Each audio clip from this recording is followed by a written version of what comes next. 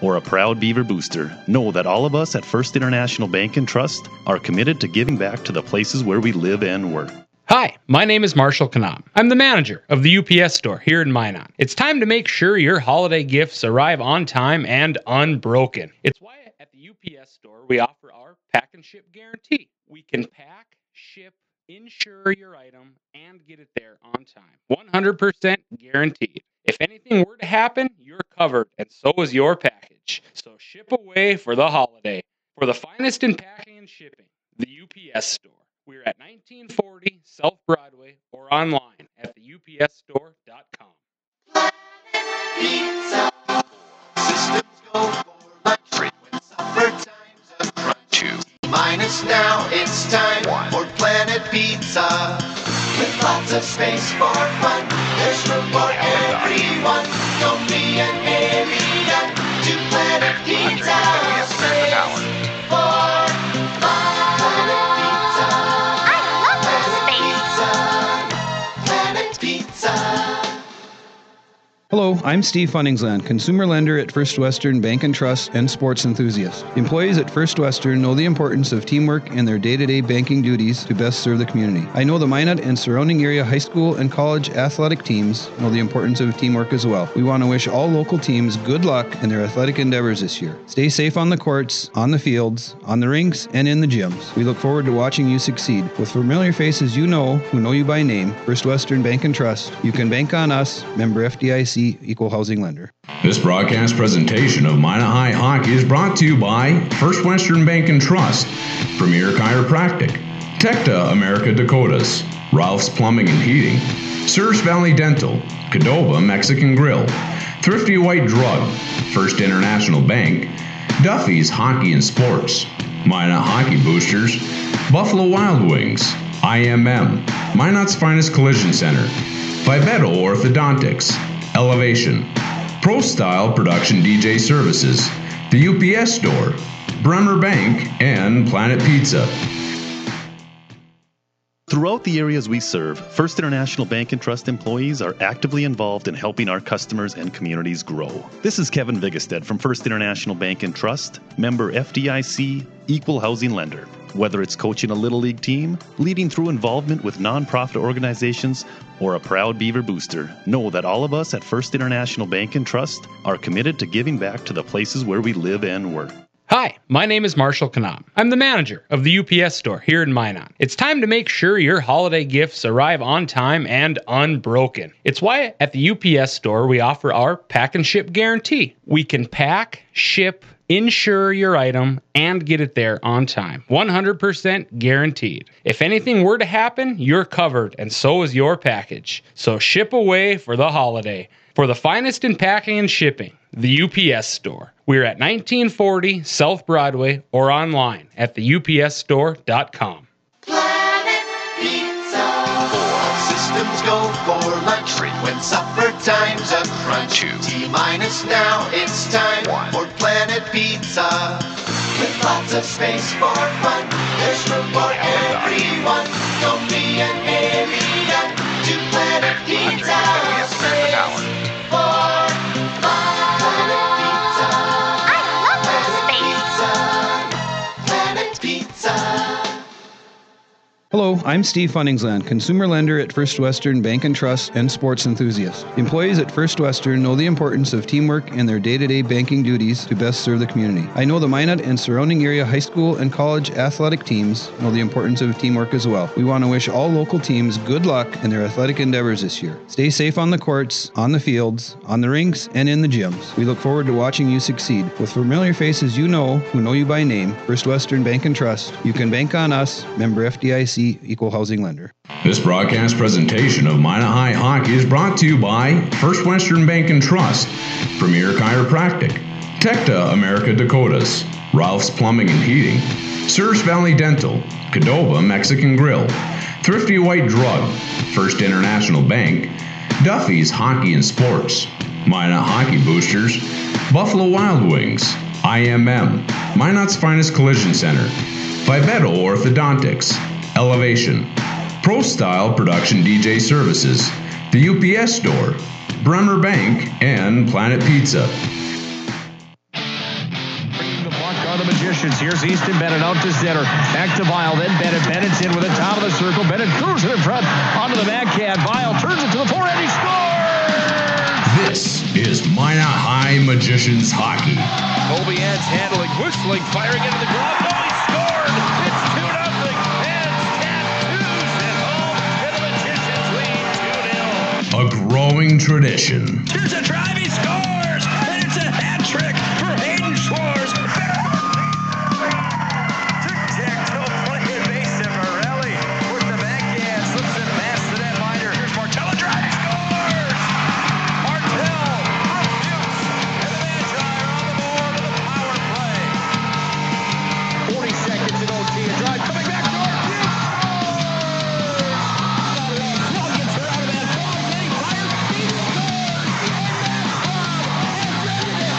With one goal in mind. The Magi hang on. The face-off run back to the right. Minot High is winning the state title. They have won the state championship. This broadcast presentation of Minot High Hockey is brought to you by First Western Bank and Trust, Premier Chiropractic, Tecta America Dakotas, Ralph's Plumbing and Heating, Surfs Valley Dental, Cadova Mexican Grill, Thrifty White Drug, First International Bank, Duffy's Hockey and Sports, Minot Hockey Boosters, Buffalo Wild Wings, IMM, Minot's Finest Collision Center, Vivetto Orthodontics, Elevation, Pro Style Production DJ Services, the UPS Store, Bremer Bank, and Planet Pizza. Taken by ends up the near side. Waltz Easton Bennett, he's in. Short-handed. Bennett's going to step in. Bennett backhand drive. He scores. Easton Bennett makes it 3-2. Young nasty man down to a knee. Shoots the arrow into the sky. You betcha.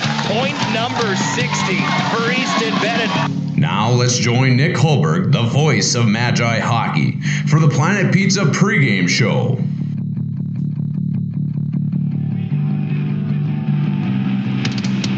At the start of the season, 9 coaches in the West Region of North Dakota High School Hockey place a vote on who they think the top dog inside of West Region play will be. 7 of 9 coaches decided that Bismarck Century was the team that should wear the crown when it crumbles at the end of the year. The other 2 first-place votes received by Minot High and Bismarck High. Tonight we find out who the king of the West really is at the start of the season. It's West Region Boys High School hockey time, and we're live from the VFW Sports Center here in Bismarck, North Dakota. This is the Planet Pizza pregame show. I'm Nick Holberg with a special guest tonight. Welcome in the legend himself and an ODAC Speedway Hall of Fame announcer. It's Mr. Larry McFall. Larry, first of all, what a pleasure it is to be reunited again. Thanks for joining me here tonight. Are you ready for some West Region hockey with 2 of the best in the West going toe-to-toe tonight? Absolutely, Nick. Thanks for having me on. And I really miss this hockey radio announcing that I did with Rob Hall for 11 years and worked with you for part of another. Just kills me that I can't do more games, but I'm supposed to keep the sheets of ice at the Mesa Arena in good shape, and when the Magicians play at home, I don't really get to watch much of the game. So, yeah, I'm ready to be able to just sit and watch a whole game without having to worry about doing anything else. But you invited me to one that's going to be a real tough test for the Magicians. And the Bismarck Century Patriots, as you have already said, picked to be number 1, and they are tough with 4 scorers in the top 11 in the state. 5 up until last Saturday when a skater from Dickinson passed and moved up in their game and got some points. 4 guys in the top 11 in the state. That's a lot of firepower and good goaltending to boot. Yeah, and that intro when I came in and said at the end of the year how it's going to crumble, I couldn't find the right word that I was looking for, because crumble's really not the word that we're looking for when it all is said and done, because in the past 3, 4, 5 years, Bismarck High, Century, and Minot High have been the teams at the top of the ladder when it's all said and done, when the dust settles, when the dog fighting is over, whatever you want to call it inside of the West Region. Is it more of the same this year, or is Bismarck Century really the powerhouse that people think they are? In my mind, I said all year long from the start that my pick to win the West is Minot High School, and here's why. They beat Century last year. 3 times. They beat them twice. Twice were in overtime, but they blew a 5-2 lead the third time that they lost to them. But in my mind, Minot High only loses Easton Bennett and Colby Enns. They return plenty. Bismarck Century returns plenty as well, but I don't think the mismatch here is as great as some people might think. I think it's 2 even hockey clubs going toe-to-toe tonight. Well, the 2 guys you just mentioned, though, Nick, Bennett and Enns, that's Agreed. a lot of firepower. That's some real good talent. Both of them playing elsewhere right now. Enns, of course, playing for the Minot Minotauros. But it's so tough in high school hockey to base anything on the year before. Things change. Seniors graduate 10 to 12 at a time sometimes.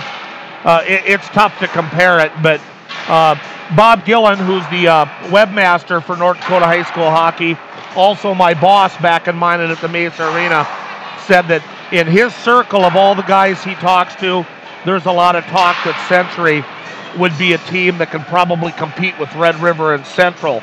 And based on that, and I'm not saying Minot can't be, but based on that, that means there's a lot of people besides the West region that thinks that this Century team has got the capability of winning it all. So this will be a good test for the Magicians tonight. And then you can never forget about Mike Peluso's Bismarck High Demons. Anyone that's a Bismarck High fan listening to this is probably sitting back, in their car, recliner, wherever they may be. Me? What about us? What about the Demons that, in the last since 2014 when they won the state title, they were the champs in 2014. They were second place in 17, 16, 10, 9. Back in 92 when we beat them in the state championship. So you can never count out the Demons. We're going to find out how good they are next Tuesday when we come back to Bismarck down to Wachter Arena to play the Demons, as we normally do in December right before Christmas break. Century the first night, then Bismarck High the next, and then Bismarck High comes to Minot to challenge us on the 21st, a non-conference game. So 3 games with Bismarck High this year, but we'll get a pretty good idea of where the Magicians, Patriots, Demons all fall into place. And we get to see Dickinson, a team that's kind of red hot as of late as well, on Saturday afternoon. Well, high school hockey hits so fast. It doesn't start practice until the first week in November. The Magicians have played 3 games right now, and already it's crunch time. You got 2 games left, and then 3 games left, and then all of a sudden here comes Christmas already. And the Christmas break, the Roseau tournament that the Magicians are going to, and then everything gets put on hold until the new year. So you have to establish some momentum right now.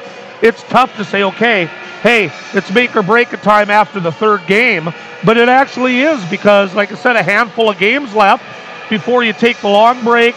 You go play a Christmas tournament. Now when you come back in January, you got 30 days left before the playoffs start. So you have to do it right now, right away. So hopefully both the teams are thinking about that as they go into tonight's tilt. Should be a lot of fun. This is the Planet Pizza pregame show for the West Region Showdown tonight. Planet Pizza, the area's ultimate party location.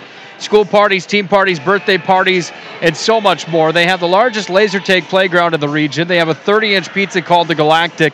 They truly are out of this world. I was there for lunch today, and the lunch buffet is dynamite. Place is awesome. It's been in business for 20 years in the Magic City. Planet Pizza, the real deal. They bring you the pregame show tonight, as they do each and every night. When we return to the Planet Pizza pregame show, we'll look back to the last matchup for the Magi, where they got a win at Devil's Lake, a tough place to play, but Minot High had it cruising. We'll look at the standings. We'll look at the state's top producers. Larry and I will have our keys to the game. Then we'll break again. We'll come back and talk to John Grubb. This is the Planet Pizza pregame show at Century and Minot High going toe-to-toe tonight. We're in the capital city. This is Minot High Magicians Hockey.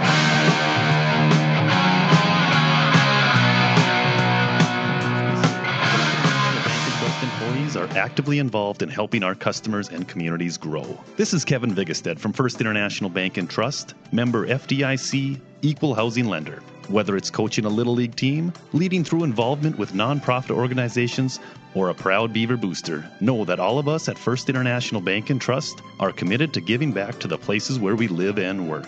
Hi, my name is Marshall Knop. I'm the manager of the UPS store here in Minot. It's time to make sure your holiday gifts arrive on time and unbroken. It's why at the UPS store we offer our pack and ship guarantee. We can pack, ship, insure your item, and get it there on time. 100% guaranteed. If anything were to happen, you're covered, and so is your package. So ship away for the holiday. For the finest in packing and shipping, the UPS store. We're at 1940 South Broadway or online at theupsstore.com. Planet Pizza. 4 systems go for lunch. 3 when supper time's a crunch. 2 T-minus now it's time for Planet Pizza. With lots of space for fun, there's room for everyone. Don't be an alien to Planet Pizza. Space for fun. Planet Pizza. I love Planet Pizza.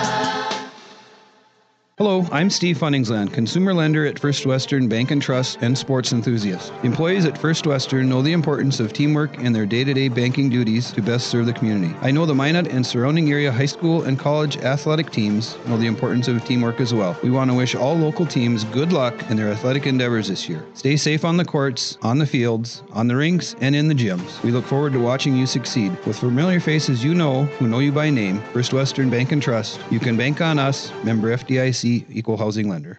This broadcast presentation of Minot High Hockey is brought to you by First Western Bank and Trust, Premier Chiropractic, Tecta America Dakotas, Ralph's Plumbing and Heating, Surf Valley Dental, Cadova Mexican Grill, Thrifty White Drug, First International Bank, Duffy's Hockey and Sports, Minot Hockey Boosters, Buffalo Wild Wings, IMM, Minot's Finest Collision Center, Vivetto Orthodontics, Elevation, Pro Style Production DJ Services, the UPS Store, Bremer Bank, and Planet Pizza.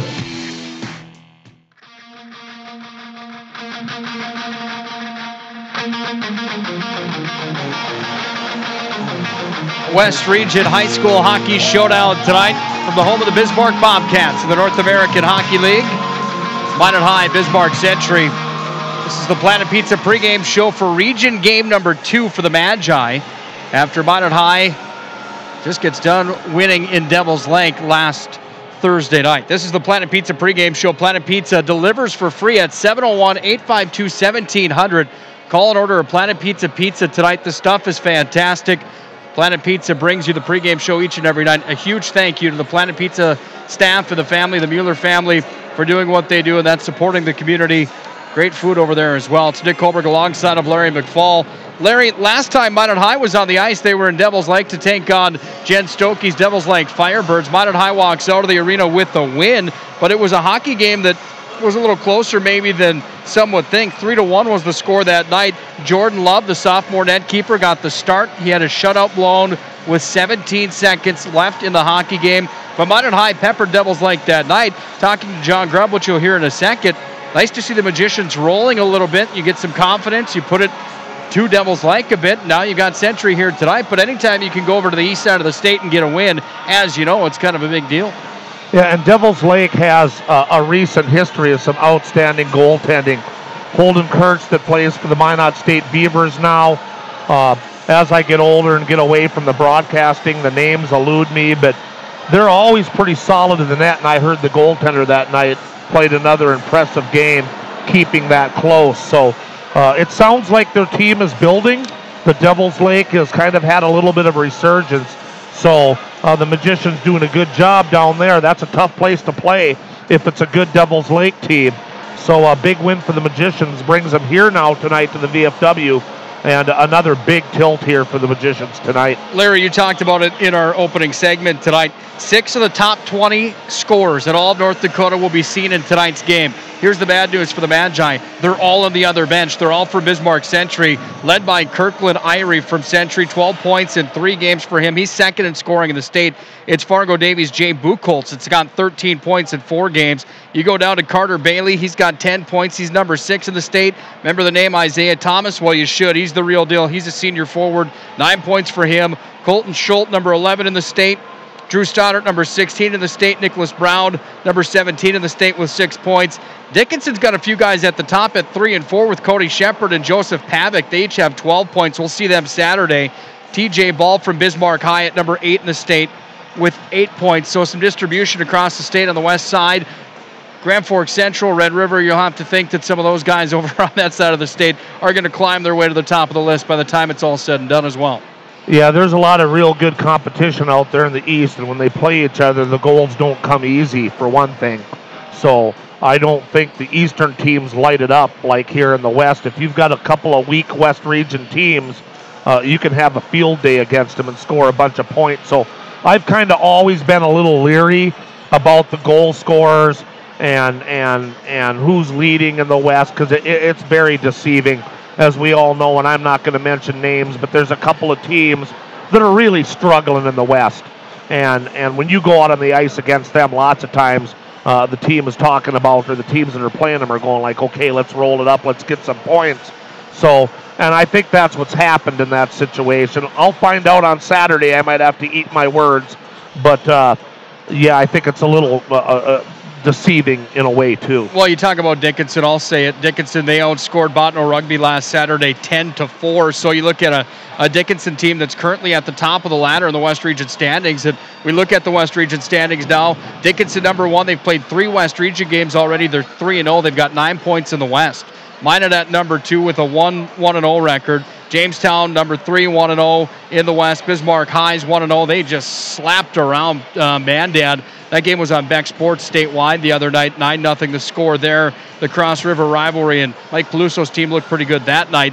It's Bottineau Rugby that's got 2 losses in the West. They're currently number 5. Williston, they've got 1 loss in the West, currently number 6. Mandan, they're 0-3 in the West Region play. They're number 7. Hazen-Beulah, they're not going to qualify to play any varsity games this year. And then Bismarck Century, they're 3-0 on the year, but they haven't played anybody in region play. So we get our first look at them tonight. Over on the east side of the state, Grafton Park Rivers 3-1 overall. Red Rivers perfect at 2-0. Central's 3-0. Fargo Davies is 4-0. Look out for them. They might be kind of a sleeper over there. Predicted to be the number 4 team in the state of North Dakota behind Century, Red River, and Central. But you're looking at a Davies team that could be pretty good. Fargo South Shanley sits on a 1-1 record. Fargo North is 0-4, 2-2 for Devils Lake. West Fargo's 0-4, and West Fargo Cheyenne is 0-3. There's your standings across the state. There's your top producers. We're just about set for action tonight. We'll take a break. We'll come back to the Planet Pizza pregame show, and when we do, we'll talk to John Grubb, the co-head coach of the Magi. His thoughts heading into tonight's matchup. Should be a fun one. It's Minot High and Bismarck Century from the VFW Sports Center. Get ready for a dogfight inside the West. Bragging rights on the line tonight. You had 3 points inside of West Region play. This is Minot High Magicians Hockey.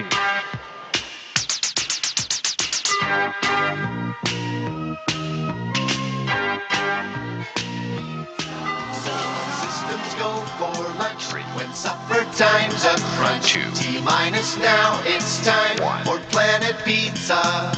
With lots of space for fun, there's room for everyone. Don't be an alien to Planet Pizza. Space for fun. Planet Pizza. I love that space. Planet Pizza.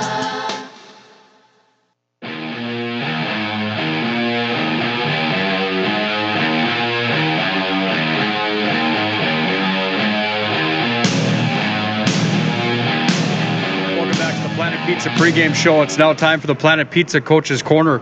We're now joined by Minot High co-head coach Mr. John Grubb. And first of all, Coach, thanks for a little bit of time here tonight. Yeah, absolutely. This is the one we've been looking forward to. It's dubbed as maybe a best in the West showdown here tonight. Minot High, Bismarck Century going toe-to-toe on Century's home ice, the VFW Sports Center. It's this one you've been looking forward to and had on the map for a while. Century's obviously a powerful team, outscoring their opponents on the year 26-2 in 3 games. What do you expect tonight? Hey, they're fast, they're skilled, and they've got some depth, so we're looking for a heck of a challenge tonight. It'll be good, after a first tough game to start the season against a good opponent. It's kind of nice to get a couple games and a few weeks of practice under our belt, and it's just another chance to see where we're at this point of the year. Kirkland Irie having a great year, 12 points for him in 3 games, the junior forward. Do you focus in on a kid like that tonight, or is it just your business on your own back end? They seem to have so many of them. They got 2 such good lines. I don't know if we can just worry about one kid. So really it's just focusing on our job in the D zone, man on man on the puck, having a good stick and trying to take away their time and space.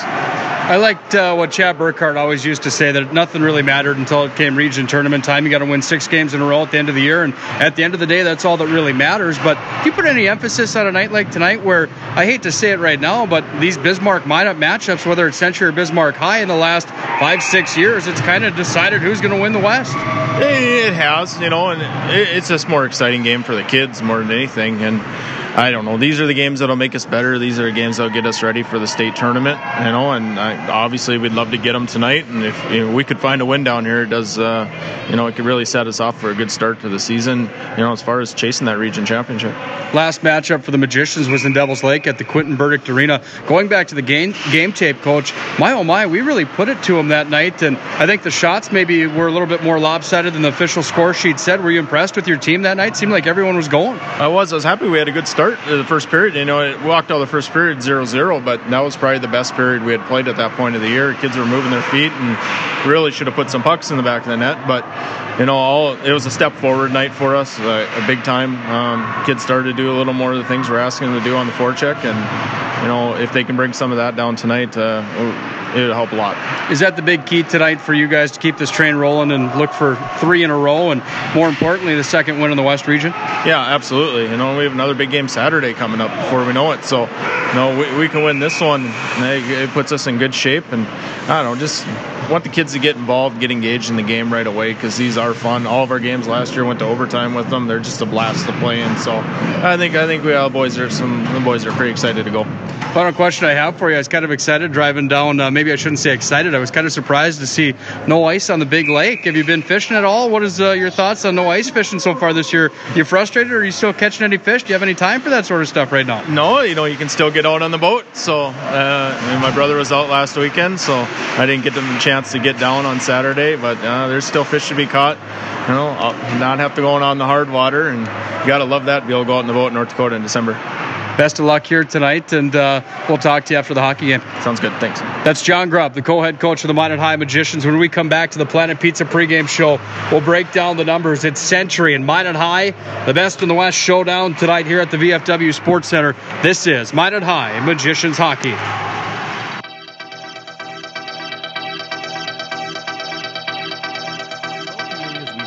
First International Bank and Trust employees are actively involved in helping our customers and communities grow. This is Kevin Vigestad from First International Bank and Trust, member FDIC, equal housing lender. Whether it's coaching a Little League team, leading through involvement with nonprofit organizations, or a proud Beaver booster, know that all of us at First International Bank and Trust are committed to giving back to the places where we live and work.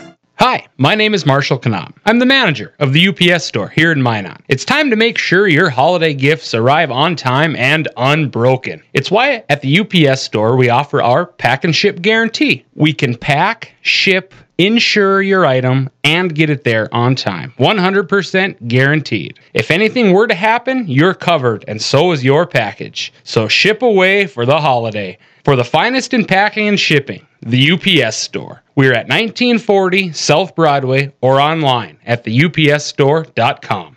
Planet Pizza. 4 systems go for lunch. 3 when supper time's a crunch. 2 T-minus now it's time 1 for Planet Pizza. With lots of space for fun, there's room for everyone. Don't be an alien to Planet Pizza. Space for fun.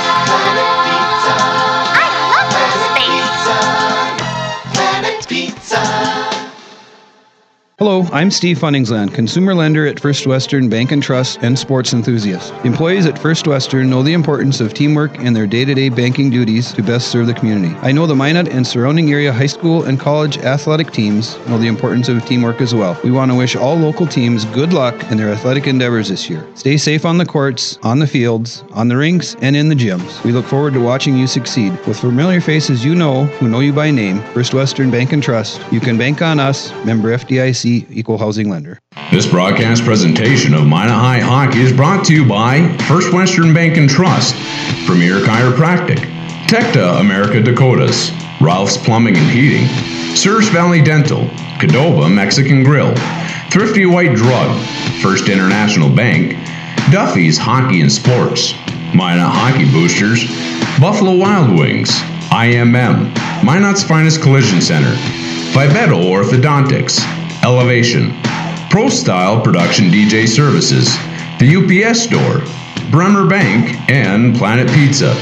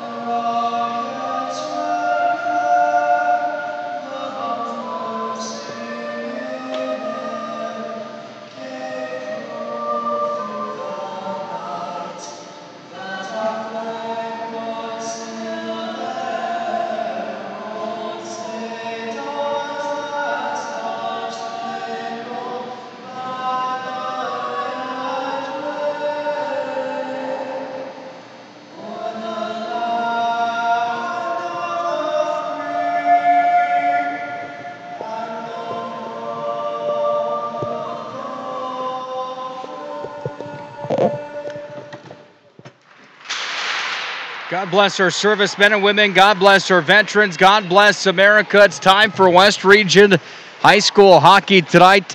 The anthem has been sung. The players have been introduced. Planet Pizza pregame show just about to come to a close. Larry, back in the saddle tonight. Should have had a little Aerosmith going for you. You're amped up. You ready to roll? What do you think? Yeah, I like now in your intros. I finally talked you into playing Kiss music. You finally seen the light. But for you fans back in Minot, they just had a moment of silence for Greg Wentz, who used to be in Minot for a while in the Minot hockey program before moving down here in the Bismarck-Mandan area, and did so much for hockey down here. And in his short time in Minot, Greg Wentz passed away. We'll think about his family and everything he's done for the hockey programs in Minot and Bismarck. He was definitely a great booster in both towns. Let's hope that there's a good hockey game in his memory here tonight. Bismarck Sentries in white tonight. They've got red helmets, pants, and gloves on. They've got a blue and white stripe on the side of the pants. They've got white socks with red, white, and blue on those. We've got Odie Nelson in the blue paint on the right side. Starting goaltender tonight is Matt Schmidt for Bismarck Sentry. He's on the left side, Minot Highs in the Road Maroons. Maroon helmets, pants, and gloves. We are underway. Starting unit tonight for Minot High is Deal along with opposed and Abrahamson. They get it rolling for the Magi in the back end. You've got Peterson back there along with the captain Broughton on the other side for Bismarck Sentry. It's that top unit with Kirkland Irie leading the team with 12 points, second in the state in scoring. That's who starts it off for Sentry. It's dumped into the Minot High end and back to retrieve is Peterson behind the net. Bumped it back away to Logan Broughton, away to the near side wall, trying to push up out of the zone. Puck comes to the point and sent right back in by Carter Bailey. Stick save there from Odie Nelson. And the puck comes out to center where Irie had trouble with it. Came away to Abrahamson, and Abrahamson dumps it down to the corner. Wholesale change for the Magi. Just about 50 seconds into the opening frame here tonight from the VFW Sports Center as the Patriots push to center with Gavin Saylor. Into the offensives only come with Drew Stoddard. He's in. He's got a break. Turns it on the goal. And the stop is made by Odie Nelson. Nice blocker save there from Odie. And the puck comes back out to center. Rolls into Sentry's defensive end. And the Patriots are on the retrieve back in their own territory. Here with Hunter Seghetti. Away to the near wing. Seghetti trying to flip it up the high glass. Notice anything new here at the VFW Sports Center, Mr. McFall? New glass all the way around the entire 200 by 80 sheet of ice. It's 8 foot tall all the way around. Should speed the game up quite a bit here in Bismarck. As you know, the short glass caused plenty of stops in the play in the past. Yeah, it's nice. And they also redid the whole floor, something you can't see. But they needed a new refrigeration system in the floor, and they've got it. And it looks pretty nice in here now. Hertz was back behind his own net to play it after Odie Nelson stopped it in behind the cage. It's Stenberg onto the backhand that shuffles this one out to center. Patriots just moving right back in. Just about 2 minutes into the contest. Neither team has scored yet. Puck comes back into the possession of Tatum Hertz. Moves it away to center. Goes off of Berggruen. He'll dump it down in behind the goaltender, Matt Schmidt, and away to the near side wing it comes. Puck moved up the near wall out to center. Right at the Bobcats logo, center ice. Away to Logan Broughton, and he'll just send this one on goal. The stop is made from Schmidt. Schmidt, the goaltender, lost an edge as he fell back into his net. checks the skate. He's still working on his skate in the blue paint here on the left side of the radio dial. The goaltender seems to have it dialed in now as the Patriots try to clear the zone. Back to the point. Held in. Broughton's got it. Sends it in. Stick save is made. Puck is back behind the net. It comes away there from Hunter Cope, but the Patriots have it behind their own net with Nick Brown, who works it away to the near side wing, away to Connor Hansen, the sophomore D-man. He had an impressive freshman campaign for the Patriots. He tries to move it out to center. He's pinned up on the wall near side wing, and now it's Isaiah Thomas in. Boy, he's a swift-looking skater. Drops it down, sent in front of the net. Tic-tac-toe, the Patriots are on the board. Isaiah Thomas gave that one right to Nick Brown, the 6'3", 185-pounder. He gave it right back. Odie Nelson didn't have a chance, and all of a sudden it's 1-0. Well, Thomas's playmaking was very evident on that one. I like the way the Magicians came out. Ian Abrahamson had a real big hit to start the game off. Blake Nelson was physical, and it looked like everything was going pretty good for the Magicians. They had the brunt of the play in the Century end, but when you got a guy like Isaiah Thomas, it just takes one play to put the Century Patriots on the board. Patrick Hyde right back in with it. Let's listen to Dan Durkee on the call. He's been here forever on the PA here at the VFW Sports Center.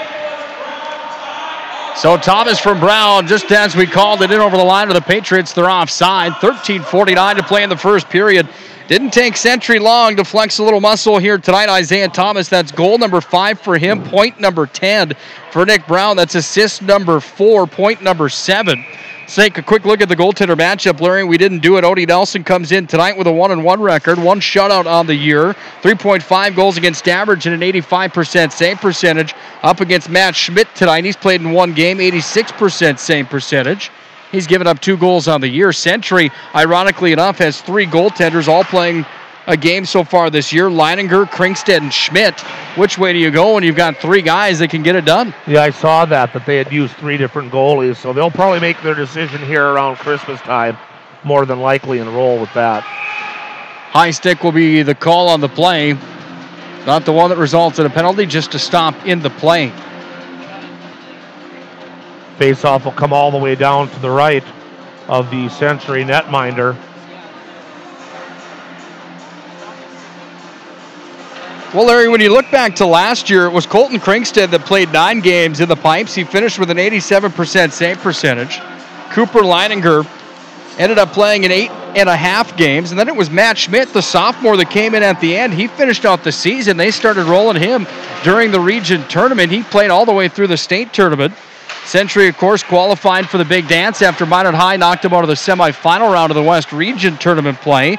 Century went on to lose to Red River in the opening round 4-2. They beat Devils Lake 5-4 in the loser out bracket of the state tournament, and then got beat by Fargo Davies to walk home with 6th place. They lost to Davies 4-0 on the final day. Minot High, of course, taking 4th last year after Red River put it to them in that 3rd place contest. 12:50 to play in the first. Century up by a goal after Isaiah Thomas picked up point number 10 of the year. Minot High in the offensive zone. Spinning it down to the corner. Here's Nick Murphy underneath the goal line. Left side of the radio dial. Far wall near the subway sign. Puck lays on the kick plate.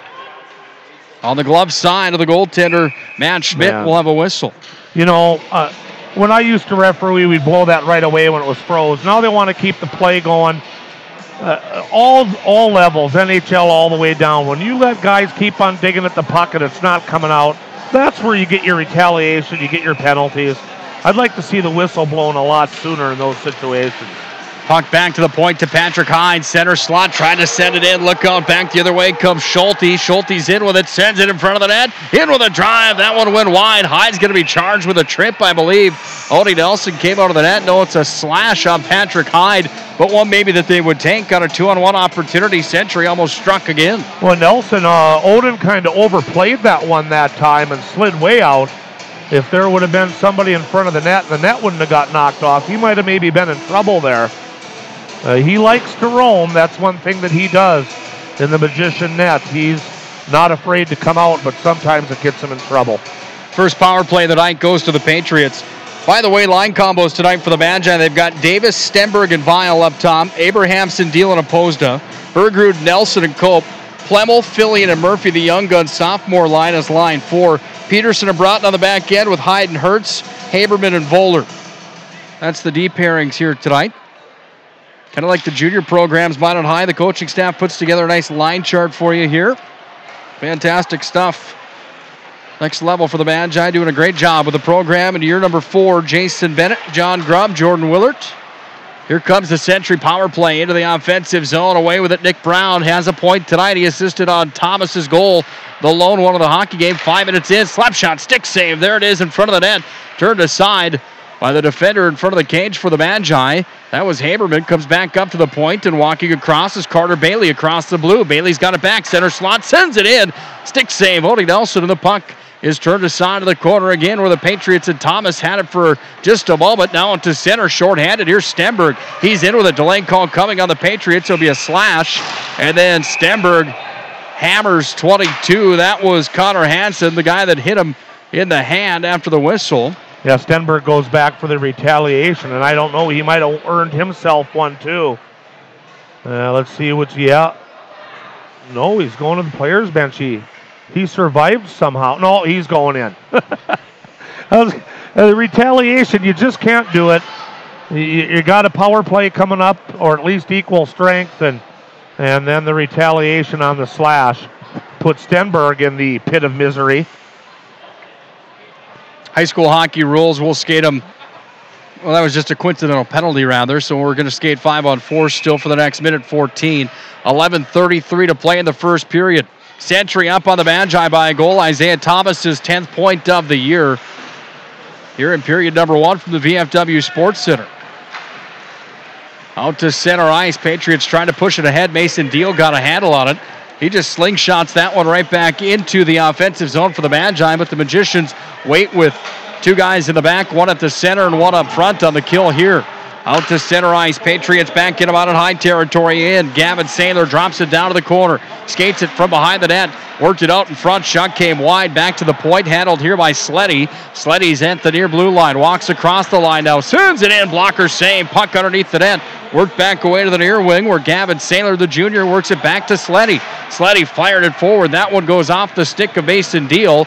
And regrouping now in the neutral zone, back in their own territory, are the Patriots, decked out in red, white, and blue here tonight, as they usually are, the home white uniforms. Flashy for the Patriots into the offensive zone. Schulte sends it down, back underneath the net. Peterson back on the retrieve. Bounces it around the near side wall, but it's the Patriots with control, and here's Kirkland Irie. Back to the top of the circle, across. Rister came in. That one from Isaiah Thomas and wide. Down to 3 seconds on the kill and out of the box. Here comes Patrick Hyde. We're back to 5-on-5 as Irie's going to skate it back through neutral ice over the Minot High stripe. Whistled for the offside. Colton Schulte has just given Odin Nelson all sorts of problems on that power play in front. The number 9 is just parked right in front and creating total havoc. The Magicians survive, though, and kill it off here with 10:14 remaining in period 1. 1-0 for the Patriots. Neutral ice zone. Puck comes back in about in high D territory. Here's the football star Logan Broughton, also the captain of the Magi. High off the glass, couldn't clear it out. Comes in front of the net, worked away back to the point. Slap shot came in from Sleddy. It went off the stick of Odie Nelson. Now it's back up to the point. Irie sends it in. That one might have deflected off the Bauer pads of the goalkeeper for the Magi. And it goes back underneath the net to win to the far side wall where it's going to be taken underneath. On the retrieve for the Magi is 36. That's Nelson. And Nelson brings it away. Top of the circle, lost a handle on it. Thomas got it back. Puck comes in front of the net again. Patriots have it again. Irie spins it towards the goal. That one off of Nelson's blocker possibly. We're just about 200 feet away. We're all the way down to the Bismarck Century end. Hard to see all the way to the other end of the ice. Regardless, puck comes out of their zone. Patriots to regroup. Down by a goal are the Magi. 9:20 to play here in the first period. It's been all Century so far tonight. This one comes down. Will it be an icing? It is. Well, I'm going to disagree a little bit. I thought Minot carried the play for about the first 2-3 minutes. Had a couple big hits, had most of the shots, but that wheeling and dealing by Thomas got the Magicians behind, and then the penalty box didn't help. And now the Magicians have to dig themselves out of a hole. That's why I love having you here with me. All about perspective. You know what I mean? You sit and call that play in the other end of the ice, you might forget about some opportunities here at this end. They don't have the shots on the score clock here at the VFW Sports Center. That would require pushing another button on the control panel. They've got the opportunity to do it, they just don't. Into the offensive zone come the Patriots, but it's Patrick Hyde that has control of it. Hyde back behind the net. Worked it away to the far side wall. Out to center. The Magi push ahead. Murphy's got it. Murphy from Plemmel into the offensive zone. Hounded heavily into the corner. Murphy crushed down low underneath the Mattress Firm sign. Look out. Kane Roston, the freight train, loose in front of the net. Goes up over the crossbar. Plemmel from Fillion in front of the cage, and the puck is still on top of the net where the water bottle hangs out on the goaltender's glove side. Oh, boy. Lucky break that time for Matthew Schmidt. You know, I've worked at the arena for a long time, Nick, and I don't see many of these games that you do. And you're saying the names of these players, and I'm thinking, wait a minute. Last time I saw him, he was a squirt in the hockey program. It's amazing that some of these guys now are playing for the Magicians. I guess I'm just getting old, I guess. Time flies, Larry. Let me tell you, this is my 6th year on the mic for the Magi, which puts you back a few more years even back. Wow, yeah, I guess. I had 11 years before you. 8:17 to play in the first century with a 1-goal lead. They handle the Minot high end. It's Broughton back to retrieve behind the net. He bumps it off of the referee who tied it up down low. Blocker side of Odie Nelson. Puck down in Gretzky's office underneath the end stripe. Goal line stripe, I should say. Extended over to the far wall. Broughton's out of the pile with it with a backhand. Tried to move it away to the near side wing, but it was taken away on Gavin Saylor's hard forecheck. Big hit. Puck comes to Jake Vile. He moves it out to center. Brent Davis is out there along with Stenberg. Scrum forward at neutral ice. Puck comes back in about at High's end. Top of the circle, far wall. Blocker side of Odie Nelson. Trying to clear the Magi. They can't, and right back in. Nick Brown's got it, sends it in. Stop is made. Rebound comes away from Odie Nelson, and Nelson looking strong here tonight in the early portion of period 1. 7:28 to play, 1-0. Century has the lead, but Odie has been tested early. Top of the circle, Patriots, far wall. Hounded there by Jake Vile. Brown's away with it. He spins it away from the corner, back up to the point. That one sent in from Sleddy. Back behind Odie Nelson on the glove side. And now it's Isaiah Thomas going to work with it. Yageresk underneath the net. Yageresk sends it in front of the net. Shot came away. Shot, rebound, they scored. Brown's got his second tonight. And how about Isaiah Thomas under the net?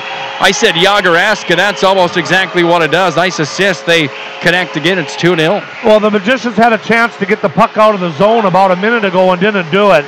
And then they got awfully tired as the Patriots were working the puck around. And you could tell the Magicians were totally out of gas. And another great play by the Patriots. And that goal comes at the 9:59 mark. And it's now 2-0 for the Patriots. Well, I said in our first broadcast of the year that Minot High was my pick to win the West. And some people laughed at me up in Minot and said, what about Century? Well, I'm willing to say maybe I'm wrong. Back at the point. Here's Hyde that sends it in. Plenty of hockey left to play, however. Loose in front. Abrahamson with a 7-iron. Put that one up over the cage. The puck was out at side. Had the opportunity, but he sailed it over the net. Back underneath the cage now. Back in front to Abrahamson. That one went to his backhand off of the deal pass, and away with it come the Patriots. And Brandon Schaefer, the junior forward, dumps it down to the corner, and the Patriots go for a change. Frees plenty of real estate for Patrick Hyde, who starts the rush for the Magi. Decked out in all maroon tonight. Into the offensive zone they come. Abrahamson hard on the forecheck again. Boy, I've been impressed with Abrahamson here in his junior campaign this year. Doing a nice job for the Magi, but it's the Patriots backing him out at High's end. Crossing over with a Gavin Saylor. Sends it in. Drive. Loose in front of the net. Redirected just wide on Odie Nelson's glove side. It was 6:01 to play here in the first. The Patriots almost made it a 3-0 game, but now they're going to be charged with a penalty here. What will the call be? Did you see it? Yeah, I think it's on the Magicians, I believe. Or I could be wrong. It's skater number 26 of the Patriots. The names you're mentioning a lot, Vile and Abrahamson, you know what the key to those guys are? Those guys never missed a 3:30 open hockey session at the rink all those years. Those guys were there all the time. Abrahamson was always there. Vile was always there. Stenberg was always there. And now it shows here at this stage of their careers all the work that they put in on their own outside of all the training and stuff that the team does. That's a great point, Larry, and we talk about that, the tradition you heard in the intro that Brent Borkus put together for us, a growing tradition. You hear Minot High back in that TV round, you know, time and time again, we're on the map again. We won a state title at 15, and all of a sudden we're relevant again. And you don't get that relevancy unless you put in that extra time, just like you said. Underneath the Minot High net, scrum for it. Patrick Hyde's down there with Kirkland Irie battling for it. Hyde's going to be charged here on the delayed call. Off goes the goaltender, Matt Schmidt, and Hyde's going to be charged with a holding call. And Hyde's got words for the referee, and I don't know if Jason Bennett, John Grubb, and Jordan Willard like that called either, but that's going to dismantle Minot High's minute 26 power play, and we're going to skate 4-on-4. Yeah, they only had 34 seconds on the power play, and if you're a coach, it's just driving you crazy. Our coaching staff probably pulling out the little hair they have left. Even though I guess Jordan Willard still has some flow. Jason Bennett's hurting in the hair department. Nothing left to pull. I do think they're the best dressed coaching staff in the state. Don't you like those Adidas jackets that are gray with little Adidas logo in the corner, Minot High, big M on the other side? They're okay, but I'd rather see what I see on the Patriot bench. I see coats and ties. Old school. I've always been a tie guy for coaches. I just feel that's the best way to go. Ties and Letterman jackets. I'm old-fashioned, though, Nick. 12 minutes into this contest, and Minot High's down by 2, but they push to center with Jake Vial. He's got to try to bring it ahead. Vial steps in, drops it to Stenberg. The Cannery lost a handle on it. Stenberg almost had the opportunity on the clear look at the net on the excellent play from Vial, but he just couldn't get it off the stick. Yeah, Vial pitchforked it right over to him just perfectly. Goes back over to Stenberg, far wall, dropped down underneath the half boards. Underneath the net, Jake Vial's underneath. Vial works it out, glove side. Vial turns and fires. Look what I found, says Matt Schmidt. That one right into the Von Kenching mitt, and he'll hang tight to it. Minot High's best opportunity. 4-on-4 here for the next 33 seconds, and the Magi all of a sudden have some jam. Yep, they're going after him a little bit. Schmidt's moving real well in this net. He looks pretty confident to be in between the pipes, and he's going to be a tough one to score on the way it looks. He's got a great coach. Nate Spidell here at Bismarck Century, former Hazen standout, coaching the goalies here at Bismarck Century and the Bismarck Booster program as well. Sleddy back in, the D-man carries it down into Minot High territory. Logan Broughton's all over him. Broughton trying to take the puck away, comes back to the point. Drive comes in. Odie Nelson gobbles it up with the glove. 4:03 to play in the first. 2-0 Century. 6 seconds left of the 4-on-4. Now the Magicians definitely, they have to get out of the pit of misery here and start skating some 5-on-5. They had the one that went over Schmidt's shoulder and landed on top of the net. Could have easily have been a goal. So they got to keep this thing close out of the penalty box before this gets out of hand. Here comes Nick Murphy. Short-handed, Murphy's in, dances through the slot, sends one towards the net. Went wide on the glove side. Nice defense comes away there from Connor Hansen. Right back the other way, in with it. This is Isaiah Thomas in with a quick little wrister. That one went off the stick of Odie Nelson and back to the point. Comes away to Connor Hansen. Drop back down. Underneath the net again. Brown has it. 2 points tonight. 1 goal, 1 assist. He's a big forward. Brings it all the way up to the blue line. Then turns away with a check. Or turns away with the puck, I should say. Back up to the point. Drive comes in. Nelson blocker save. Loose in front of the net. And Odie gobbles it up. Here with 3:24 to play in the opening period. Minot High trailing 2-0.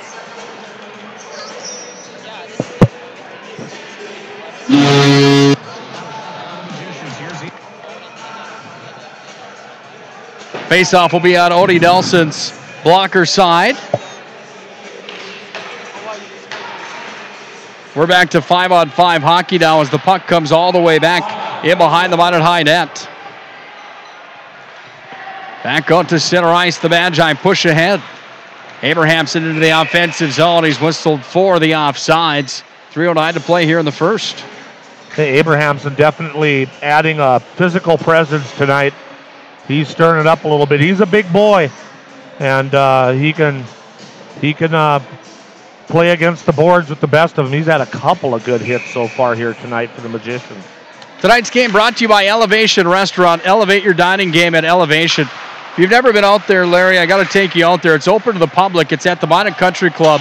Yep, I have never been there. I don't even know where the country club is, actually, to be honest with you. It's fantastic. They've got a bar out there. They've got a restaurant. The food is fantastic. Elevation brings you the game here tonight. Open 7 days a week. Minot High dumps it into the offensive zone. Back in behind Schmidt. Sent in front of the net. No one home for the Magi. And the puck comes all the way back out to center where Patrick Hyde's back on the retrieve. Over to Logan Broughton, his D partner. Broughton skates it through neutral ice. Goes off of Opposed. He just hammers it back in behind Schmidt. Away to the near side wall, out to center. The Patriots push again, and it's Schulte that brings it ahead. Out of the tape for Drew Stoddard. Stoddard at center ice, right at the center ice stripe. Comes back away to the far side wall. On the retrieve over there is Austin Wald. Wald moves it ahead. Minot High trying to get a handle on it again in their own defensive territory. Still working on it. That's Fillion. Here's the drive, comes in. After that was coughed up, and Drew Stoddard sends it in. Glove save. Odie Nelson, he'll hang tight to it. Nelson just trying to slow this attack down a little bit, trying to slow down the Patriots' pace. When they get moving, they're very, very difficult with their talent to stay with. So I think Nelson's doing the right thing by freezing down every one of those pucks that he can. Drive comes in, makes another save, that time with the waffle board. 2 minutes to play on the dot here, the first. Minot High down by 2. It's 2-0 Century as they retrieve in their own territory. It's Stewart that's pounded by Hunter Cope in behind the Century cage, but the Patriots have control, and they work it out to center again. Guess who? Thomas, he's in with Irie, 2-on-2. Thomas sends it back door, taken away there, and a nice play by the Magicians. Bergrud, he takes it away and dumps it the full 200. Kind of like a Gable shuffleboard, but too much on it. Came down past the end line, and that's an icing. It was a nice defensive play there, too. And Irie and Thomas, they're just a two-man show. And that time, good defense got in between the pass and broke it up, or Nelson might have had another headache on his hands. Face off on the glove side of Odie Nelson. He's got that white CCM mask on, the 2 M's, one on each ear. Cool looking goal mask from Odie Nelson. He's going to have another challenge here. Brown has it side of the net. Bouncing puck got away from him. Pushed out to center by the Magician. Stenberg, one man aggressive up front. Vile's out there with him. Here's Jake Vile in. He's whistled for the offsides, but nice hand-eye coordination from the senior assistant captain. Wow, when you call him a senior, I'm just like, wow, really, he can't be that old. But boy, he has improved the last couple years. He's been working hard, and Vile now has got such great hands. I noticed in the game in Minot against Mandan, just great hands controlling that puck for Vile. Stenberg hard on the forecheck, trying to get it away there from Seghetti, but Seghetti moved it out to center. Magicians get it back with Peterson. He goes up the near side glass, down in behind the Century net. They have control again. Nick Brown, the 6'3 junior, brings it out to center again. And Peterson does a nice job putting up the stop at center ice. Thank you to Dan Durkee for the 1 minute call. Dumped into the Minot High end. Odie Nelson hard out of the net, bottom of the circle. He fired that one up the glass, and the goalkeeper for Minot High cleared it the full 200 feet. No icing on the play. Back out to center, rolling into the Minot High end. Puck comes away to Patrick Hyde. Had it taken away by Brown on the near side wall. Pushed back out to center. And at center ice, it's handled by Sleddy, who dumps it back in behind Odie Nelson. Half a minute to play in the first. Minot High down by a pair. Comes away off the glass from Stenberg to Fillion. Across goes Plemmel with a backhand. He gains the zone with it. 20 seconds now to play in the first period. Far side wall, puck handled by the Patriots' Gavin Saylor. Worked back underneath the net, taken away by the Magi. Fillion got it back away to Murphy. He lost it. Down to 9, 8, 7. Kids caught him down. 6, 5, 4. This one comes behind Odie Nelson. They're going to call it an icing. So the face-off with 3.7 seconds comes back in Century territory. God, if there'd be only maybe another second and a half off of there, I'd pull my goalie for the draw. But that puck can still get down the rink in 3.7, so I don't think we're going to see that happen. Thrifty White Drug intermission report comes up in just a moment. I can't wait to pick your brain about that story that we played on the radio from Devil's Lake about the high school student section from Devil's Lake. Here's the horn. And at the end of one, Minot High's down 2-0. Picking your brain at the break when we go to that commercial break and come back. That story was almost unbelievable. You talk about getting old, talk about going in a time machine. That was 20 years ago almost. Yeah, it's crazy that it's 20 years ago, and I didn't realize that you had played the interview on the radio. I don't own a radio, and 1390 is not on iHeart app, and I didn't know that you were broadcasting on Pro Style, or I would have listened to you, but yeah, that was kind of one of the most infamous hockey stories that I had over the years. We'll talk about it when we come back. Century on a pair tonight. It's Nick Brown and Isaiah Thomas, both on the score sheet. They trade assists on their goals, and they lead by a score of 2-0. We'll come back with a Thrifty White Drug intermission report. This is Minot High Magicians Hockey.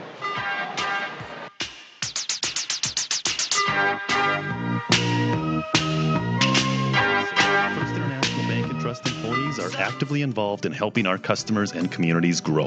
This is Kevin Vigestad from First International Bank and Trust, member FDIC, equal housing lender. Whether it's coaching a Little League team, leading through involvement with nonprofit organizations, or a proud Beaver booster, know that all of us at First International Bank and Trust are committed to giving back to the places where we live and work.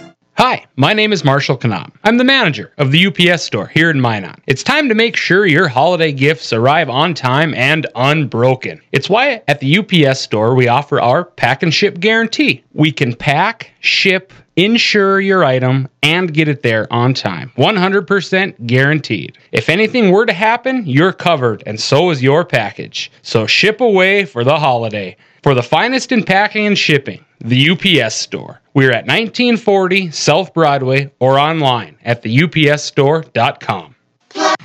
It's time for the Thrifty White Drug intermission report. Thrifty White Drug, where your healthy outcomes are our priority. One period in the books, Minot High down by a pair to Bismarck Century, the team that was predicted to win the West at the start of the year. We've got the Minot High assistant coach, Mr. Jordan Willard, ice level, joining us now. It's fair to say Century's the real deal. Is that fair to say, Coach? That's what it said in the yearbook, Jim. No, but yeah, I mean, obviously, they're a pretty good hockey team, and that first line, they can go. They got really good defense, and their goaltending strong. So, speaking of strong goaltending, you have to be impressed with Odie Nelson. They credited him with 9 saves in the period. I thought he had more work than that. Your thoughts on your junior goaltender tonight, hanging in there real well? Yeah, I thought he played good. I mean, we gave up a couple things to their top line there, and they were able to capitalize on it. But other than that, I thought we played okay defensively, and now we just need to get in on pucks a little bit more. Get that compete level back up, and play our hockey game. I was just going to say, let's go X's and O's, Coach. I mean, you've been around this game for a long time. You're one of the best to ever wear a Magician's jersey. What do you tell that team in the locker room after the first 17 minutes to try to change the outcome of this hockey game on a coaching standpoint? Well, I mean, I think we did have some good shifts where we got in and had some puck pursuit and stuff like that, but we need to get pucks to the net. I mean, I think he only had 4 saves, I think they said. That's not enough rubber on the net. I think even Larry McFall probably made 4 saves on 4 shots. But, it's just, again, I've said it a couple games here in a row. It's just, it's a work ethic and it's a compete level. And, I think the work ethic's there. Now we just need to find the compete level. We need to want to be first at everything that we do. So, sure appreciate your time. We'll talk to you after the second. Sounds good. Bye. That's Jordan Willard, the assistant coach of the Minot High Magicians. And nice touch there. We sure appreciate his time. Does he not know that I have a microphone all game and now I can just cannon fod at him the rest of the night? I was just going to say, I don't know if he realized that you had the headset on. Oh, yeah, he did.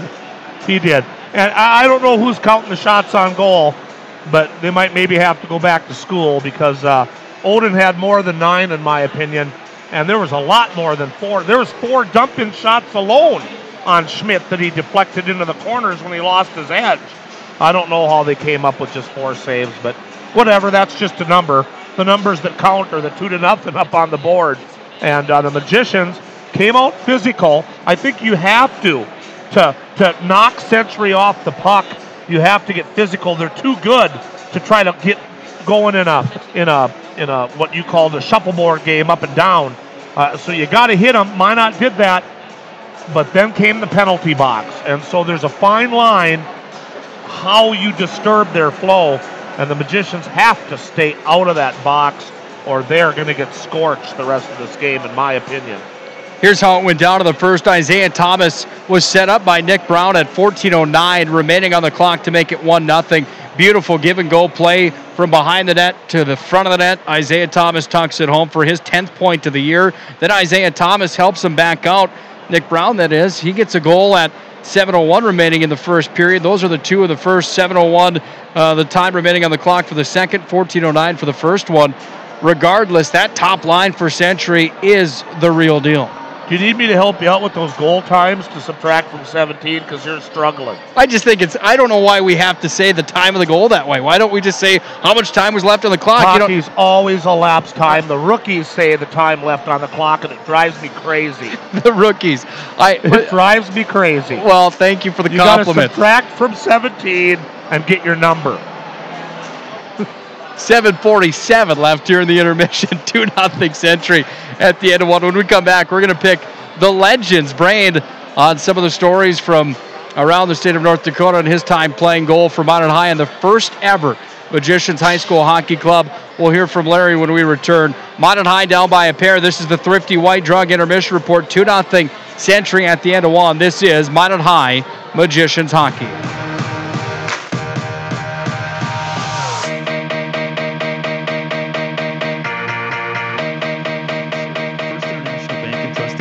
Are actively involved in helping our customers and communities grow. This is Kevin Vigestad from First International Bank and Trust, member FDIC, equal housing lender. Whether it's coaching a Little League team, leading through involvement with nonprofit organizations, or a proud Beaver booster, know that all of us at First International Bank and Trust are committed.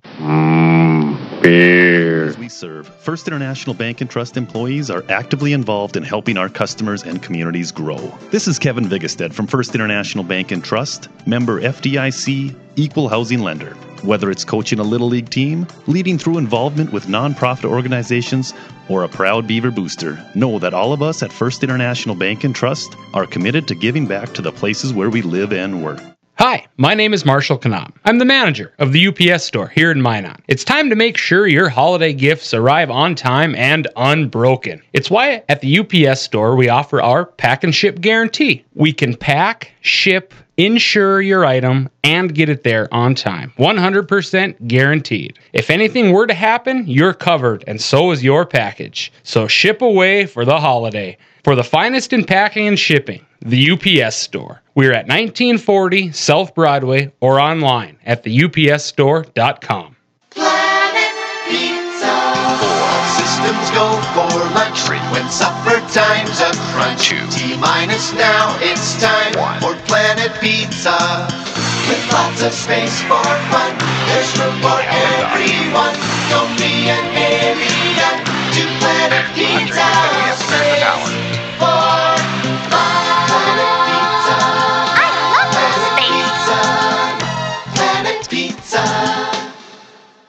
Hello, I'm Steve Funningsland, consumer lender at First Western Bank and Trust and sports enthusiast. Employees at First Western know the importance of teamwork in their day-to-day banking duties to best serve the community. I know the Minot and surrounding area high school and college athletic teams know the importance of teamwork as well. We want to wish all local teams good luck in their athletic endeavors this year. Stay safe on the courts, on the fields, on the rinks, and in the gyms. We look forward to watching you succeed. With familiar faces you know, who know you by name, First Western Bank and Trust, you can bank on us, member FDIC, equal housing lender.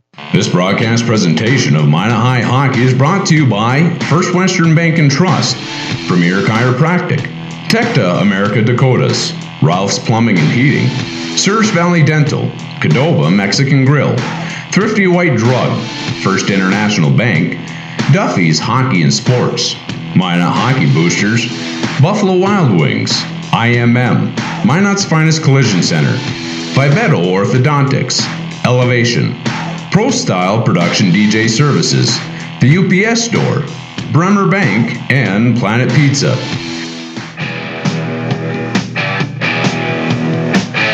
"17 minutes to the books for West Region game number 2 for the Magi, and West Region game number 1 for the Bismarck Century Patriots.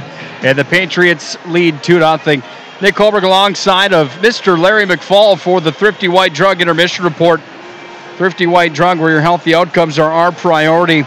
Also want to thank our friends at Elevation, Mike Miller and his staff out there at Elevation. That's the home to the Minot High Magicians Hockey Banquet at the end of the year, by the way. If you're looking for a banquet place or a venue for a special event that way that's a little classy but still, homegrown and a good place to go, Elevation's a great place. Open to the public at the Minot Country Club. Open 7 days a week. Larry, I have to ask you, I brought it up in the opening game of the season. With the name Fillion back on the ice for Minot High School, and Peyton Fillion scoring his first goal as a Magician in the second game of the year against Mandan, I brought up the fact that Tom Fillion back in the 92-93 years when he was dominating, when they won the state title and was Mr. Hockey. Am I correct saying that Fillion graduated the following year in 93? He was a junior the year they won the state championship. 93, he was Mr. Hockey. Is that correct? You remember that time? Yeah, well, I think he got Mr. Hockey at the tournament. I don't think he got it in 93. He that's a long time ago. It's hard for me to remember that. Sure. But Tommy, the state championship year was his junior year. And he came from Crosby, and boy, I mean, they had a mediocre season. They might have even been under 500, I think, going into the playoffs, into the region tournament. But boy, did he light it up when he had to in that championship game. Every time Bismarck got close, Tommy Fillion would score again. And Bismarck would cut it to 1, and Fillion would score again. Bismarck would tie it, Tommy would score again. It was just an unbelievable one-man show that night. It's something that all of us Minot High fans will never forget, is that season of 92. 2015 was big, but to a lot of us that were in the program from the start in 74, 92 was the one that finally, in our minds, put Minot High on the map. We all know what happened after that, but that put them on the map. And I think hockey gets such a bad rap. They lost all those first-round games, and everybody started joking about the sunshine bracket, and it's been since 92, since Minot High's won a first-round game until 2015, and when are they going to win again? The people realize, and no offense to Barry Holman and his football team, they're awesome. They've been in the state championship quite a few times now in the last few years, but they haven't won a title since 1980. No one dishes the football team as far as I know. Basketball, they went a long time without winning since the 90s. Nobody ever said, well, when's the basketball team going to win again? Well, now they're unstoppable. They won 3 straight championships. But, I mean, the hockey's always seemed to always get the brunt of the sunshine bracket comments since Fillion's heroics. But as you said, and I like your point earlier, the 2015 put the Magicians back on the map. And that's where they want to stay, and I feel they will. It's now with the facilities we have in Minot, we've got all the extra stuff going on in the summer, all these traveling teams, all the work these guys do. I don't think the program's going to fall back down like it did for a while. I think it's going to stay right where it's at. Question for you.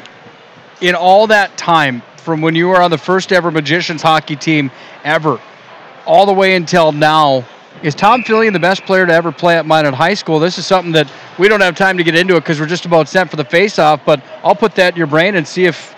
Yeah, it's hard to say. There's so many names that were just that I think were just as good or maybe even a little better, Nick. Fillion was just in the right place at the right time. Tommy had a great state tournament, great player, but there was quite a few that went through the program that were pretty high-level hockey players. Second period is underway. Minot High travels from the left to the right. Century from the right to the left for the middle frame. Odie Nelson in the blue paint to our left. That puck iced down on his glove side, so we'll face it off on Schmidt's end on his glove side. Century in whites tonight. Minot High in maroon tonight. We've got 2 over on the bench. Jordan Willard, as you said, one of the best players ever. Very, very good hockey player. Johnny Grubb on one of the highest scoring lines the Magicians ever had. So there's been a lot of talent coming out of the Magic City, Nick. Puck back to the point. Logan Broughton sends it down underneath the cage. Brent Davis handles there onto his backhand. Now his forehand cycles it back around, trying to go to Stenberg. He lost a handle on it. Nick Brown's back away with it to the near side wing. Brown wears a white face mask that kind of really pops off that red helmet. He threw it out to center, it rolled down for an icing.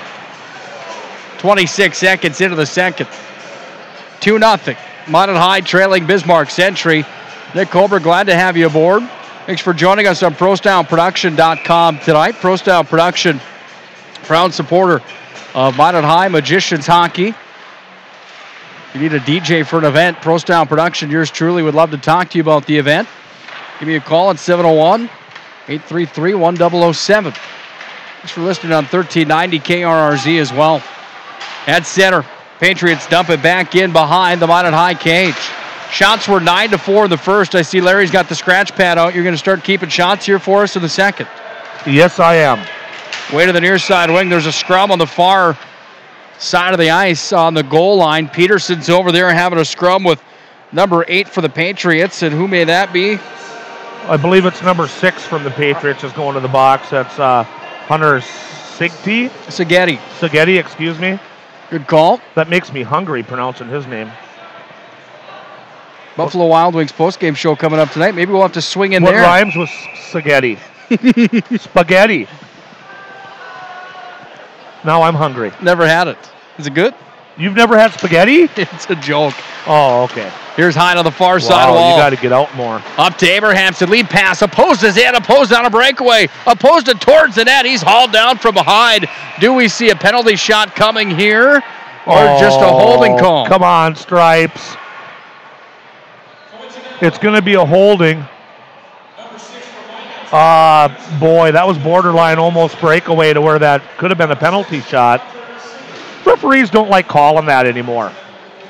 They're not daring enough anymore. Well, Opposed took the pass up through center ice. He skated across the red, then the blue line, had the break. And then hauling him down from behind was Carter Bailey, the junior D-man. Into the net they went. And Minot High ends up with a power play out of the deal. Here's Broughton at the point. Broughton dropped it back down. Comes back to Broughton. Tees it up, sends it in. Matt Schmidt is there into the butterfly, and he gobbles it up. 1:52 remains on the Magi power play. 15:46 to play in the second. Magicians moved that around well from that face-off. They got the shot they wanted from the top of the slot. A little bit of traffic in front, but Schmidt gets it in the crest, in the butterfly, and makes the save. Minot High down by a pair here tonight. Goals in the first period from Thomas and Brown. Odie Nelson out of his net to play it. Threw it up the near side wall at the half boards. Comes away to Thomas. Isaiah Thomas scrubbing forward. Comes back away to Broughton. He has to shuffle it back underneath the net over to Patrick Hyde, who's got it on the glove side of Odie Nelson. Starts the rush right up the center slot. Goes back out to center. Mason Deal walks in with it. Deal makes a move. Top of the circle. Deal trying to throw it back door to Bergerud. Taken away there, and it's launched 200 feet the length of the ice by Connor Hansen.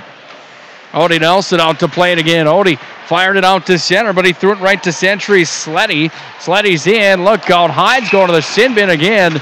And Patrick Hyde is a marked man here tonight. This is penalty number 3, or is it 4 on Patrick Hyde here tonight? That penalty comes at 1 minute and 57 seconds of the second period. And my keys to the second and third period were stay out of the box. That's not working very well for me right now, Nick. Well, the problem is Minot High's power play time negated again here by another penalty when they're on the power play. You can see that Hyde's frustrated. John Grubb looks to be giving Hyde a talking to in the box. Or at least an evil glare. At least the look. Defensive zone for the Magi. Blocker side of Odie Nelson. 4-on-4 hockey for the next 55 seconds. Out with it come the Magi. They push to center ice. Crossing over neutral. It's Chase Haberman. Haberman onto the forehand. Fired it towards the net. Matt Schmidt made the save. Puck comes back away down to Vial. Haberman has it again. Top of the circle. Unloads one towards the goal. It went wide on the blocker's side. Vial has it again. Top of the circle. Comes back up to the point. Stenberg back to Vial. Here's Jake Vial trying to go towards the net. He had 45 points in his junior campaign. Looking for a big year here this year. Looking to get on the board for the Magi. Handles bottom of the circle. Back to the top. Haberman steps in with it. Turns it towards the net. Went wide. 18 seconds on the 4-on-4. Minot High coughs the puck up, and the Patriots chip this one out to center. It's skied through the neutral zone, and it's pushed back into Minot High defensive territory. Back behind Odie Nelson, where Tatum Hertz is on the retrieve. Now Stenberg. Where's that clear I-Tech mask? Moved it out to center ice. Also wearing the clear I-Tech, it's Nick Murphy. Walks in, fires, glove save. Schmidt had some trouble with it, but he gobbled it up. Well, good start for the Magicians here, at least on the shots, as they have already peppered Schmidt with 3 shots to 0 on Nelson. But the penalty box right now is the biggest enemy for the Magicians so far this game. And we still got 46 seconds remaining in the power play. 13:48 remaining in the second period, if you're just joining us. And then the Century Patriots lead 2-0. Here's Isaiah Thomas up to Nick Brown. These two have connected twice tonight. Nick Brown's in with it. Top of the circle. Left-handed shot. Walks over to the near side wing. Unloads one. Odie Nelson down into the butterfly. And Odie corrals that one. He'll hang tight to it. Magicians doing a good job that rush of forcing the Patriots wide, having to take the shot way over in front of us here from the face-off dot. And Nelson's going to gobble that one up every time. Face off to his right. Irie won the draw, came back over to Isaiah Thomas. Didn't even use the stick, just soccered it forward. Got it back to the point. Odie makes a glove save again. Stashed that one in the Bauer mitt. And the face-off is on Odie Nelson's glove side. A lot of traffic in front. Drew Stoddart that time right in Odie Nelson's house. But Nelson saw through it, makes the glove save. Odie had the starting duties last year as a sophomore for the Magi. Kind of had a struggling campaign in his sophomore season. A drive comes in. Broughton's got it. He moves it back out to center. Odie doing a nice job here in his junior campaign, trying to hold down that starting role for the Magi. Jordan Love, the sophomore net keeper, played in Devils Lake and did a nice job as well. I only say that Odie had a struggling sophomore campaign by his numbers. 3.82 goals against average and an 86% save percentage. Got better as the year went on. Made another save on a dump hit as the Patriots set it up inside Minot High's D. Another drive comes in. Pad save. Odie Nelson comes away to the near side wing. That was on the blocker side. Comes away to Broughton, and Broughton moves this one out to center. Lead pass. Opposed let it up towards him. Comes all the way down. Icing waved off. Yeah, Schmidt thought it was icing, so he let it go. He could have played that puck. Look out. Irie's back in. Turns it towards the net on the wrister. Pad save and a beauty there from Odie Nelson. Comes back down to the corner. Far side wing. Patrick Hyde has it again, and Hyde moves it back to Opposed. Opposed's had some chances tonight. Doesn't have one here. He moves it back into his own defensive territory. Back over to Hyde. Trying to get it away to Haberman. Haberman's on the retrieve back behind the net. Hyde away to the far side wall. Up with it now, handling.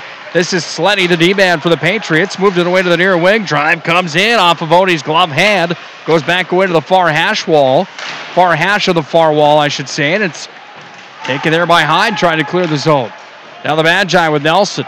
Out to center off of Opposed again. 11:47 to play in the second. Minot Hyde down by 2. Into the offensive zone. The Patriots carry back in. This is Schulte. Schulte walks, dances, turns it up towards the net. Sailed it over the glove. Had the top corner open, but he flipped it up with too much toe on the stick. Back at the top of the circle. Odie Nelson's glove side. Magi take it away with Nelson up to Hunter Cope. Pitchfork that one into the offensive zone. Down to the near corner. Back in behind Schmidt. Here's a delayed penalty coming on the Patriots. They touch. And Minot High has a chance on the power play midway through period 2. That comes at 5 minutes and 42 seconds. Sam Opposed, of course, the son of Donnie Opposed, who was a hockey pioneer. He was on about the 3rd and 4th Magician teams, circa about 78, 79, playing for Coach Duncan and then Coach Dean Blaze. And now his son Sam out on the ice. So the generations are starting to show up now in Minot High hockey. You mentioned Fillion before, Abrahamson. And that's what it takes. Generations building on up until you get that tradition built up and you get that consistency every year. When we first started out, we didn't have any second or third generations coaching us. You know, now the dads that I used to play with and after me are all coaching their sons, and it's building now in Minot finally after 40 years. That's the reason Grand Forks has been so powerful for so many years. 100 years they've played. By the way, newsflash, 5-minute major checking from behind. That one on Skabisky. He's into the box on the 5-minute major for checking from behind. And the Magicians almost got one there. Stenberg almost had one past Schmidt. He was down in the butterfly and made the save and drew the whistle. Magi power plays out for the next 4 minutes, 52 seconds. They can score as many times as they want on the man advantage. Not going to happen here. It escapes the zone pass. Broughton. Odie Nelson's out to play, and Isaiah Thomas hammering on him. Now the Magi have the rush. It's a 4-on-2 back into the zone. Stenberg's in with it. Stenberg drop back. Vile center slot over to Davis. Tried to force it too much. Oh, my. Could have just unloaded one from the slot. Yeah, exactly. And now Nick Brown's back in with it for the Patriots into the Minot High end. Gets past Hyde. Brown sends it in front of the cage. Hyde has it. Here comes Patrick Hyde up to center. Moves it back away over to Vile. Now Davis into the offensive zone again. Davis top of the circle, far wing. Stenberg's open in the slot, waiting for it. Can't get it to him. It's taken away by Thomas, and Thomas took it away from Brent Davis. Odie Nelson's out of the net to play it. Odie drops it back in behind to Patrick Hyde. What was Odie doing? Odie moved it back away to Irie. And now the Magicians have it at center ice here with Bergrud. Bergerud's back in, top of the circle, serves it in. Bergerud, quick little wrister on goal. The stop is made for Matt Schmidt. I know there's still a lot of time left in this game, Nick. We're about the halfway mark of the game, but I really feel this is the make it or break it time for the Magicians. They're down by 2. They've still got a 3:54 on the power play. They have to get something out of this right here. Puck launched the full 200. Odie Nelson steps 2 feet to the right of the net to play it, drops it back in behind the net for Peterson. Peterson sets up shop. 3:40 remains on the power play. The 5-minute major on the checking from behind that was called on Skibisky. Offensive zone. Haberman can't handle on it. Puck comes all the way back into Minot High territory. The roller comes to Odie Nelson. He's out of the net to play it, and Odie just falls down into the butterfly. He stashes that one in the mitt and will face it off on his glove side. He hesitated coming out because of what happened the last time. Then when he came out, it was too late to make a play, so he covers it up. He'll get the face-off to his left. 9:43 remaining in the second. 3:25 left on the major penalty. He likes to roam. He did last year. He's doing it again tonight. Odie Nelson likes coming out, and sometimes he makes the plays, and sometimes everybody just crosses their finger and holds their breath, and there goes 2 minutes of the remaining 3:25 of the power play as the Magicians head to the box. Brock Bergerud goes into the box. We're going to have to listen in to Dan Durkee. Does anyone know what the call is here? Yeah, Odie Nelson came out of the net to play it. Did Minot High have too many men on the ice? That's the only thing I can think of. I don't know. Dan Durkee and the scorekeeper over in the penalty box call the referee over. I don't know if you can cover up the puck if it's past the dots. That's the line extended, I believe, to freeze the puck for a goaltender, I think. Might be delay of the game on Nelson. Well, let's wait and see. Haberman back in behind his own net. 4-on-4 we skate. Haberman trying to push it back over to Peterson. Peterson regroups back in behind Odin Nelson. Here's Dan Durkee on the call. Will you listen in for us? It is on Odie Nelson, and you're right. That's a rule that I was unaware of. I'm a genius, Nick. All the way down the icing charge to the Magi. Yeah, you can't freeze it past the dots. Since when? Forever? That you know of? Forever. Yeah, and isn't hockey amazing, the rules? I've been calling hockey at a junior, college, pro level for all these years. I never knew that rule. So I can't use the R word on you again because I thought everybody knew that calls the game. Call me a rookie. I've got 2,000 games underneath my belt. The rookie sensation over here. Well, compared to me, you're still a rookie. Back in behind the Minot High net. It's Peterson with the puck. He's got it back in behind. Congratulations, by the way, on the Nodak Speedway Hall of Fame induction this year. I couldn't do it without Charlie Fox, the original announcer I worked with, Lindsey Lawson, yourself now, and Chad Hoff. I mean, it takes a good partner to be a good broadcaster, in my opinion. One of the best in the nation. We love having you on for hockey as well for the Magicians. Here comes Stenberg into the offensive zone. Stenberg just flips this one towards the net. That one kind of butterflied in. It's underneath the goal line now. Viles down there trying to work on it. Stenberg comes out with it. Stenberg back far point. Hyde has it. Turns it towards the net. That one hit traffic in front. The stick was in the way. That was Caleb Stewart, the D-man, in the way. And now it's Jake Vial. He'll dance through the slot. Vial fits. He move another. He's in. He fires right into the mitt. And Schmidt goes down and makes the stop. But all of a sudden, Jake Vial emerges.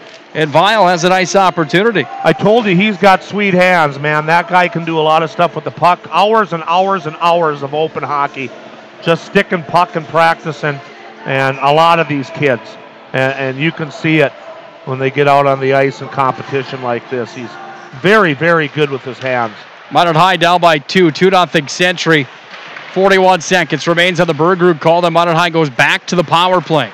8:20 to play here in the second period. Patriots back into the Minot High end, turning. Odie Nelson save, covers it up on top of the blue paint.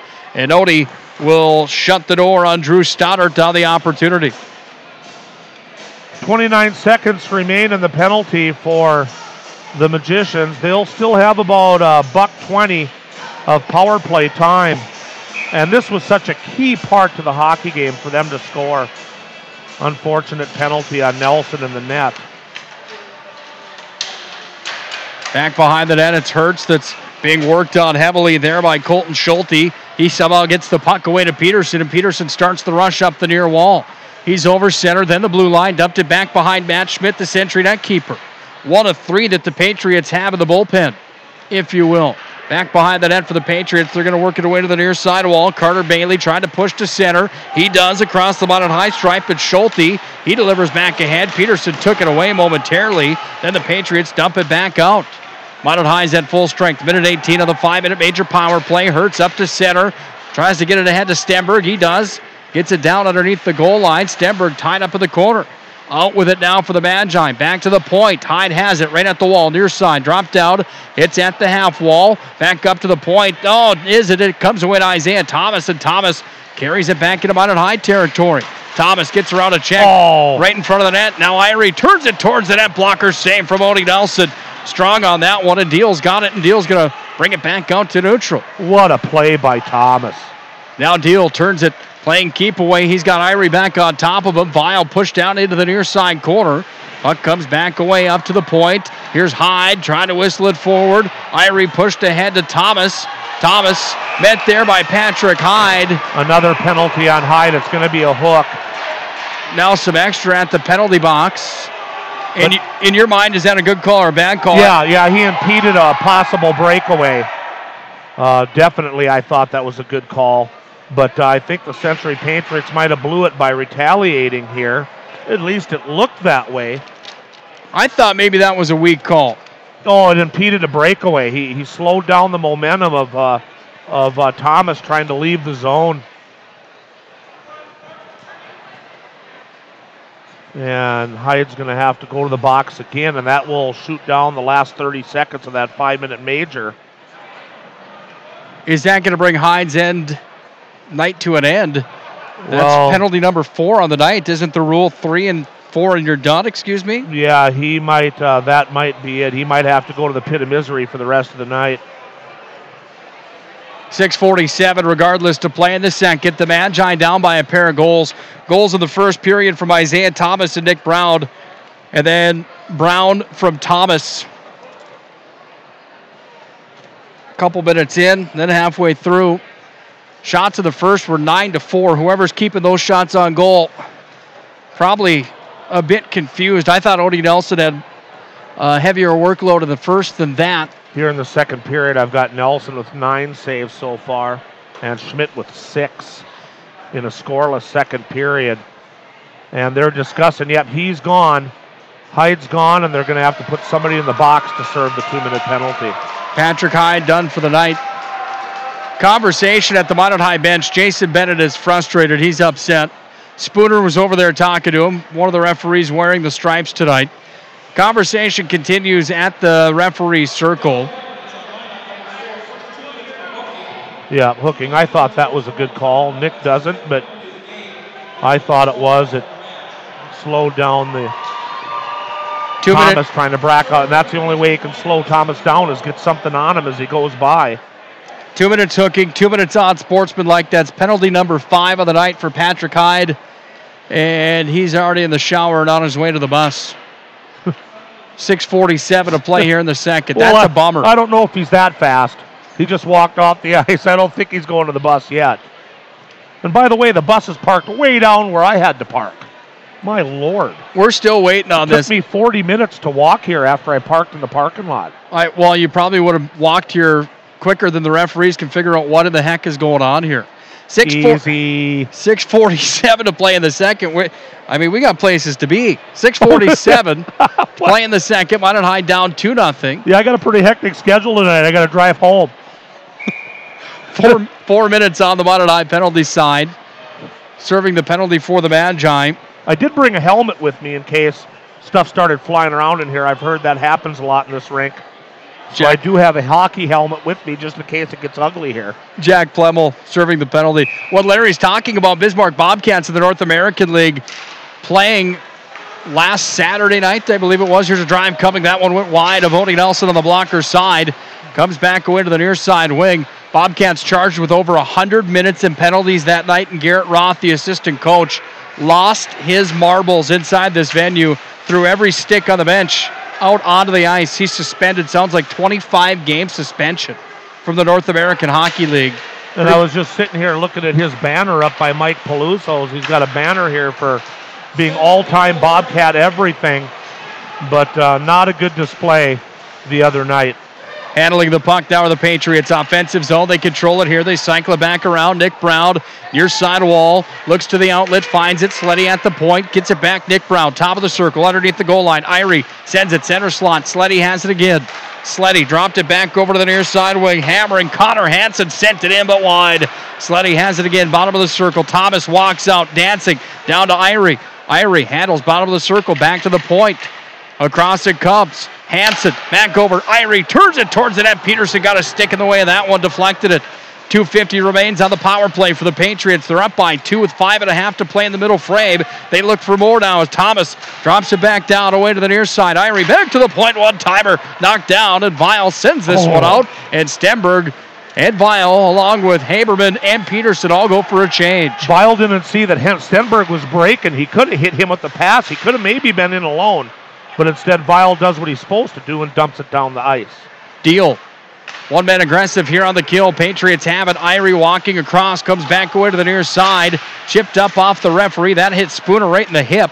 Comes back underneath. Irie's got it here. They've been out here for the full 4-minute power play. Drive comes in. Knocked down by Logan Broughton. And Broughton whistles this one all the way down the length of the ice on the blocker's side. And with that Bauer goal stick, Matt Schmidt went down to a knee and played it with the paddle. Down to 2 minutes remaining on the power play. The Patrick Hyde original 2-minute hooking call. And then he had the unsportsmanlike. His night is done, by the way, if you're just joining us.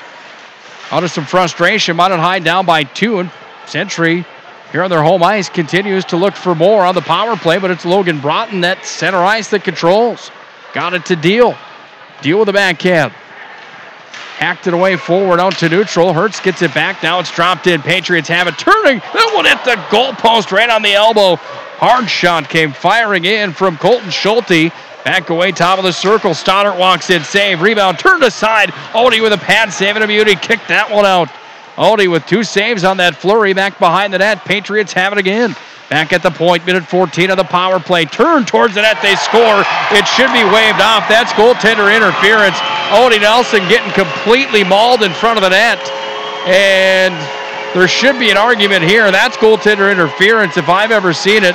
No, I agree with you on that one. Drew Stoddard was all the way in the blue paint before the puck and was physically bumping into Nelson. You got to be kidding me that they're going to count this one. That's a terrible, terrible call. They get the credit with the goal, and it's 3-0 Century. And John Grubb wants to talk to Spooner about it. That's going to come at 13:03 here in the second period, and I cannot believe that goal is going to stand. And I know that Nick's, obviously, and Nick will admit he's a little more critical of referees than I am, because I used to do it for 14 years on the high school level, but boy, you cannot be in the blue paint up against the goalie before the puck's there. He wasn't even in the blue paint up against the goalie. He might as well have been sharing the mask with Odie Nelson. They're sitting, he was so far inside of Odie's mask that, I mean, that was unbelievable.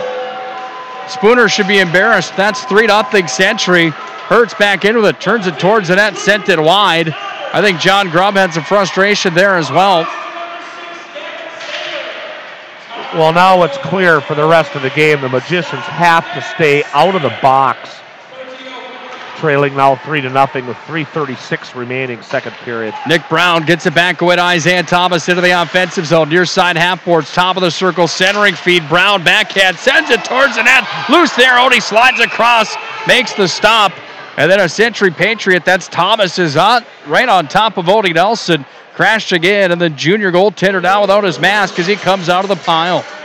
That time, Odin overplayed the shot coming into the zone, slid out of the blue to the left, and then had to dive back to cover the puck. Sometimes he's just, this is a night where it looks like he's just maybe struggling and losing his net a little bit here tonight. 3-0 Century, 3:24 to play here in the second. Patriots up by 3. 2 in the first. A power play goal here in the second. Controversial one, to say the least. Should have been waved off, but that's without a doubt. Out to center ice. It comes away now to Stenberg. He's in with Vial. Vial in front of the net. Has it alone. Vial turns it towards the net. Matt Schmidt stoned him. Point blank range. Call the cops. That was highway robbery. What a play by Vial over to Stenberg. It was a great play, but a better play by the netminder. Great save by Matthew Schmidt in the butterfly. Got it in the glove on his left side. Face-off will come to his left with 3:02 remaining in the second period. Off the draw, Stenberg trying to feed it back up to the point. He did. Broughton has it, sends it towards the net. Nobody home for the Magi, and it's taken down by the Patriots, and they work it away back to the far side wing. Broughton holds it again, sends it towards the cage, went wide. Back underneath the net, Minot High almost had a handle on it, but it's Connor Hansen with real estate now, and Hansen pushes out to center, bumped ahead. Comes in on Odie Nelson's glove hand side. Odie threw it right up the nose zone, up the middle. Threw it right away. Stick save comes back away after Stoddard had the opportunity. Sent it in. Stick save again, Odie Nelson. Puck's underneath the goal line now. Defensive zone for the Magi. Bouncer comes back away. Jake Vial has a handle on it. Near side wing. Trying to poke it out of the zone. Can't. It's held in at the blue line by Connor Hansen. And it rolls out to center ice with 2:10 to play here in the second. Century now has control at center ice. A backhander is flipped into the zone. Odie gobbles it up. He'll hang tight to it. Patriots still up by 3. It was a one-hopper to Nelson that he gloves in his glove. He'll get the face-off to his left with 2:03 now remaining in period number 2. The Patriots up 3-0. The Magicians squandered a 5-minute power play. And then a goal that probably shouldn't have counted has really put them in a deep hole now. Well, I think that's the most frustrating part about this is you're looking at a matchup tonight where I think it's fair to say that Century may be a better team than Minot High. Nicholas Brown behind the net throws it in front. Irie back over. Isaiah Thomas has it here. Thomas throws it towards the cage. Murphy trying to clear it out for the Magi. He does. Murphy's with Plemmel out to center ice. But on one that is that blatant to me, you know what I mean, where all of a sudden that's kind of the nail in the coffin, if you ask me, at that point in the hockey game. You mentioned Minot High needed to score in the 5-minute major. And you've also lost a player because of 4 penalties. And then all of a sudden when they really need a called back goal on an obvious play, they don't get it. And yeah, they're definitely in a deep hole now. Handled here by the Patriots out to center ice. Irie's back in with it. Irie pounded into the wall by Hertz, but he stays on his feet. Irie sends it towards the net. No one home. Back to the point. Look out. Plemmel's in all alone. He's got a man with him with Murphy. Here's a trailer back for the Patriots. It's Hansen loose. Schmidt made the stick save, and then the rebound loose in front of him. He batted it away with the paddle of the goal stick. 1 minute to play here in the second period. Thanks to Dan Durkee on the call. Dump back in behind the net. I'll tell you a funny story at the break about my playing days as a JV goaltender. I'll tell you now. Here's an icing. So back my freshman year, I was the third string backup goaltender for Minot High. I was such a third stringer that they didn't have a goaltender number for me. Levi Wunderlich and Rory Hodgson were the net keepers. I wore the number 22. It was the biggest jersey that would fit a goalie that was a forward jersey. That night here at Century, it was a huge game. And Ryan Bakke, this was the year 2001. Minot High wins in overtime, and it was Ryan Bakke. Puck dumped back in behind Odie Nelson, by the way, with 28 seconds to play in the period. I'll tell you the rest of it here at the break. Out to center ice comes Broughton. He'll whistle it in. Went off the stick of a Century D-man. That's Carter Bailey around to the far side wall. Haberman trying to hold it in. Back at center. Broughton sends it down. 12 seconds. 10. 8.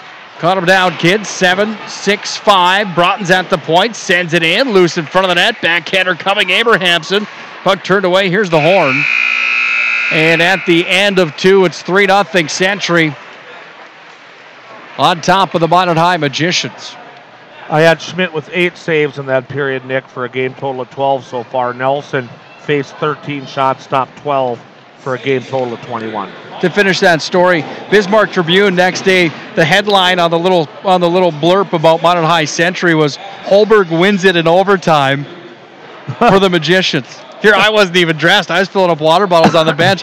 The guy had the newspaper guy had the wrong side of the program. He was looking at the JV roster because Ryan Bakke also wore number 22 for the varsity club. But you did, you were a big cog in that win, though, keeping them hydrated, though. So maybe in a way you did win it for them. That's exactly right.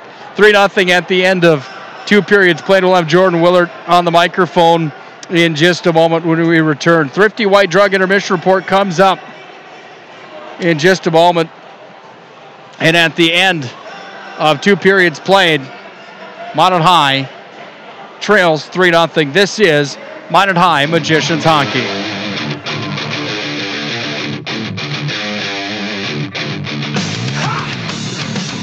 Employees are actively involved in helping our customers and communities grow. This is Kevin Vigestad from First International Bank and Trust, member FDIC, equal housing lender. Whether it's coaching a Little League team, leading through involvement with nonprofit organizations, or a proud Beaver booster, know that all of us at First International Bank and Trust are committed to giving back to the places where we live and work.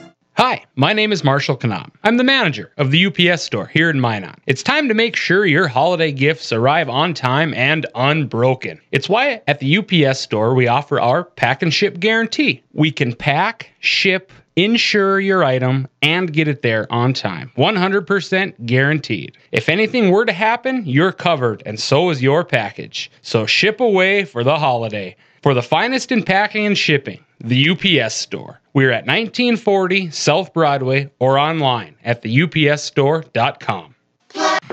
It's time for the Thrifty White Drug Intermission Report. Thrifty White Drug, where your healthy outcomes are our priority. 3-0 at the end of 2 periods played. Minot High trailing Bismarck Century in this West Region showdown tonight. Jordan Willard, the assistant coach of the Magi, joins us now here on the Thrifty White Drug Intermission Report. Coach, better period maybe for the Magi. I thought it was an even period. Should have been 0-0 in that frame. Kind of a backbreaker goal, if you will, on what I thought should have probably been waved on. Not probably, it should have been waved off. Your thoughts on the period and the frustration level after you guys played pretty well, but still find yourself giving up one in the middle frame? Yeah, I mean, I think it's more than, just some things going wrong there, Nick. I mean, I think we're getting, we're playing hard and we're competing, but we're getting out-battled to the little things, little pucks in the corner and, guys in the, high slot, prime grade A scoring opportunities, passing pucks out wide and, guys on 2-on-1 shooting from outside top of circles. They're just little things that, we know our kids are capable of making good plays on. It's just, a little bit of nerves here, pretty big WDA tilt here. And I mean, it's just, they're little things that we know our kids know how to do. How bad does it hurt you losing Patrick Hyde for tonight? And then is he done for Saturday after the 5 penalties here tonight? I have no clue if he's done. All I know is it's for tonight. I mean, Pat Hyde's a, key cog back there on the back end. But as a team, we just need to stay, disciplined, and, it's how it's going to be. I mean, it's like this, quite often when we come down to Bismarck, it's, it's not really reffing, anything like that. It's just kind of how the game goes. Things are fast and things are moving quick, and, you just have to keep it cool. You say it much more politely than I do. Thanks for your time here in between periods. We'll talk to you after the game. All right, tell Larry hi. That's Jordan Willard, the assistant coach for the Minot High Magicians, and he says it in a much politer way than I do, but he does make a nice point. Well, and he avoided talking about the referees, but I was hoping you'd ask him about that third goal, what he thought of that. I would like to hear what the coaching staff thought about that, because that was, like you said, when I turned and looked at my paperwork and then I looked back up, all I saw was the Century player hammering in the stakes to his tent. He was getting the campfire going. He had everything sitting in the crease before the puck was in there. They were definitely, I thought it was at the KOA campground. And, that's got to get reversed. And I was looking for the no immediately, and it never came. And there wasn't really even an argument either, though, because I suppose Minot High is throwing up the white flag saying it isn't going to do us any good. We complain, we're just going to put ourselves in more of a hole. So it was unfortunate. Tonight's game brought to you by our friends at Elevation at the Minot Country Club. Open to the public 7 days a week. Elevation, elevate your dining game. take it to Elevation. They've got a lounge. They've got a beautiful restaurant. The scenery there is fantastic. Elevation at the Minot Country Club. It's home to the Minot High Banquet at the end of the year. We appreciate Mike Miller and his support of Minot High Magicians Hockey. More of the Thrifty White Drug Intermission Report to come. 3-0 at the end of 2 periods played. This is Minot High Magicians Hockey.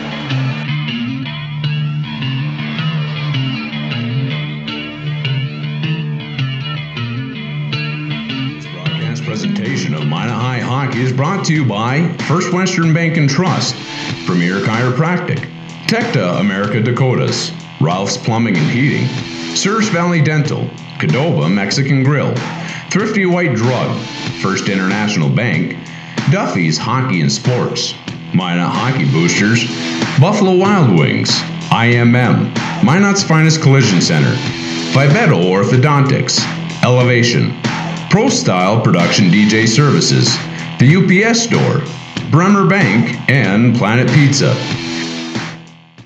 I'm Steve Funningsland, consumer lender at First Western Bank and Trust and sports enthusiast. Employees at First Western know the importance of teamwork in their day-to-day banking duties to best serve the community. I know the Minot and surrounding area high school and college athletic teams know the importance of teamwork as well. We want to wish all local teams good luck in their athletic endeavors this year. Stay safe on the courts, on the fields, on the rinks, and in the gyms. We look forward to watching you succeed. With familiar faces you know, who know you by name, First Western Bank and Trust, you can bank on us, member FDIC, equal housing lender. Hi, my name is Marshall Kanam. I'm the manager of the UPS store here in Minot. It's time to make sure your holiday gifts arrive on time and unbroken. It's why at the UPS store we offer our pack and ship guarantee. We can pack, ship, insure your item, and get it there on time. 100% guaranteed. If anything were to happen, you're covered, and so is your package. So ship away for the holiday. For the finest in packing and shipping, the UPS store. We're at 1940 South Broadway or online at theupsstore.com. Throughout the areas we serve, First International Bank and Trust employees are actively involved in helping our customers and communities grow. This is Kevin Vigestad from First International Bank and Trust, member FDIC, equal housing lender. Whether it's coaching a Little League team, leading through involvement with nonprofit organizations, or a proud Beaver booster, know that all of us at First International Bank and Trust are committed to giving back to the places where we live and work. Throughout the areas we serve, First International Bank and Trust employees are actively involved in helping our customers and communities grow. This is Kevin Vigestad from First International Bank and Trust, member FDIC, equal housing lender. Whether it's coaching a Little League team, leading through involvement with nonprofit organizations, or a proud Beaver booster, know that all of us at First International Bank and Trust are committed to giving back to the places where we live and work. This broadcast presentation of Minot High Hockey is brought to you by First Western Bank and Trust, Premier Chiropractic, Tecta America Dakotas, Ralph's Plumbing and Heating, Surf Valley Dental, Cadova Mexican Grill, Thrifty White Drug, First International Bank, Duffy's Hockey and Sports, Minot Hockey Boosters, Buffalo Wild Wings, IMM, Minot's Finest Collision Center, Vivetto Orthodontics, Elevation, Pro Style Production DJ Services, the UPS Store, Bremer Bank, and Planet Pizza.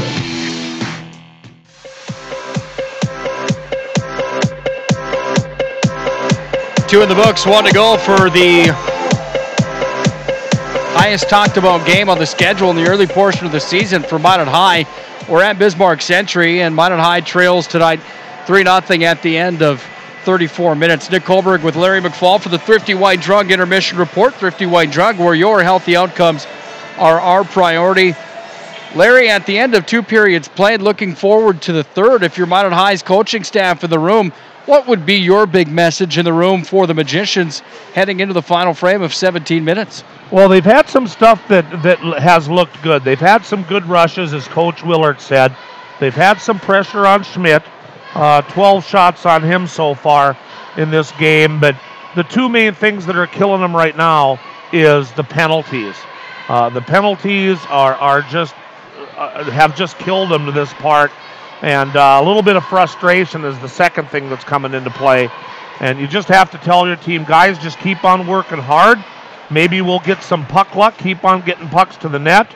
I mean, they've played a pretty good game. I don't think it's like Minot hasn't played well, but every time they've had that opportunity to get some momentum back, they kill it by going to the penalty box, and they have to stay out of there if they want to make any kind of a rally here in the third period. You can just kind of see their sails deflated, though. You look at the mannerisms on the bench and the players on the ice, and I hate to say it, but it kind of, I've seen a lot of Minot High hockey. I've been around this for 46, this is season 46, I think, and they just look a little deflated now, like everything in here is against them. And actually, kind of it is. So they don't have the wrong perspective, but you just have to keep on digging and see what. But you got to keep up. Once you drop down in despair and you start getting frustrated, you might as well, as you said, go on out and start the bus. And so we'll see what happens here in the third. But I would just tell my team, keep on digging, stay out of the box. You got to be physical, but do it cleanly so you don't get called for a penalty. Stuff's getting wild inside the arena. Security called over to the penalty box at the end of the second frame. Some emotions coming through. I think and it's the arena staff that got called to security. There is no police here. There are no rent-a-cops. The arena staff right now, I think, is in charge of trying to throw somebody out of the building. We believe it's a Minot High fan, but we're not sure.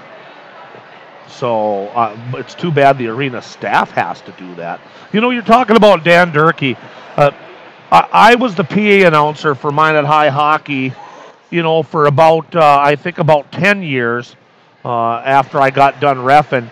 And when I was the announcer in Minot, Dan was here in Bismarck, and he's still doing it. It's just, he is dedicated. He's been here so long as the voice of the Bismarck teams here. I don't think he does the Bobcats. I know they got somebody different. But boy, Dan has been here forever, and he's still doing it. It just amazes me because I was the counterpart in Minot for quite a few years, and Dan's still on the mic. I was just really shocked tonight when I saw that it was still him over there. I'm like, wow, when are you going to give this up, dude? I mean, he's been doing it for a long, long time. Dedicated announcer. Legendary voice, does a great job. Minot High returns to the ice, led by Odie Nelson. Here come the Patriots, led by Matt Schmidt. We'll take one more break. We'll come back. We'll face it off. Minot High, Bismarck Century. Third period is up next. Can the Magi erase a 3-goal deficit here in the third? This is Minot High Magicians Hockey. I'm Steve Funningsland, consumer lender at First Western Bank and Trust and sports enthusiast. Employees at First Western know the importance of teamwork in their day-to-day banking duties to best serve the community. I know the Minot and surrounding area high school and college athletic teams know the importance of teamwork as well. We want to wish all local teams good luck in their athletic endeavors this year. Stay safe on the courts, on the fields, on the rinks, and in the gyms. We look forward to watching you succeed. With familiar faces you know, who know you by name, First Western Bank and Trust, you can bank on us, member FDIC, equal housing lender.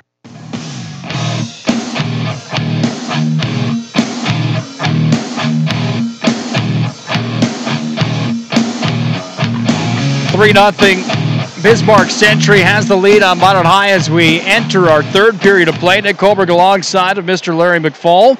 Let's set up the radio dial for you for period number 3. Minot High will travel from the right to the left with Odin Nelson in the blue paint on the right side.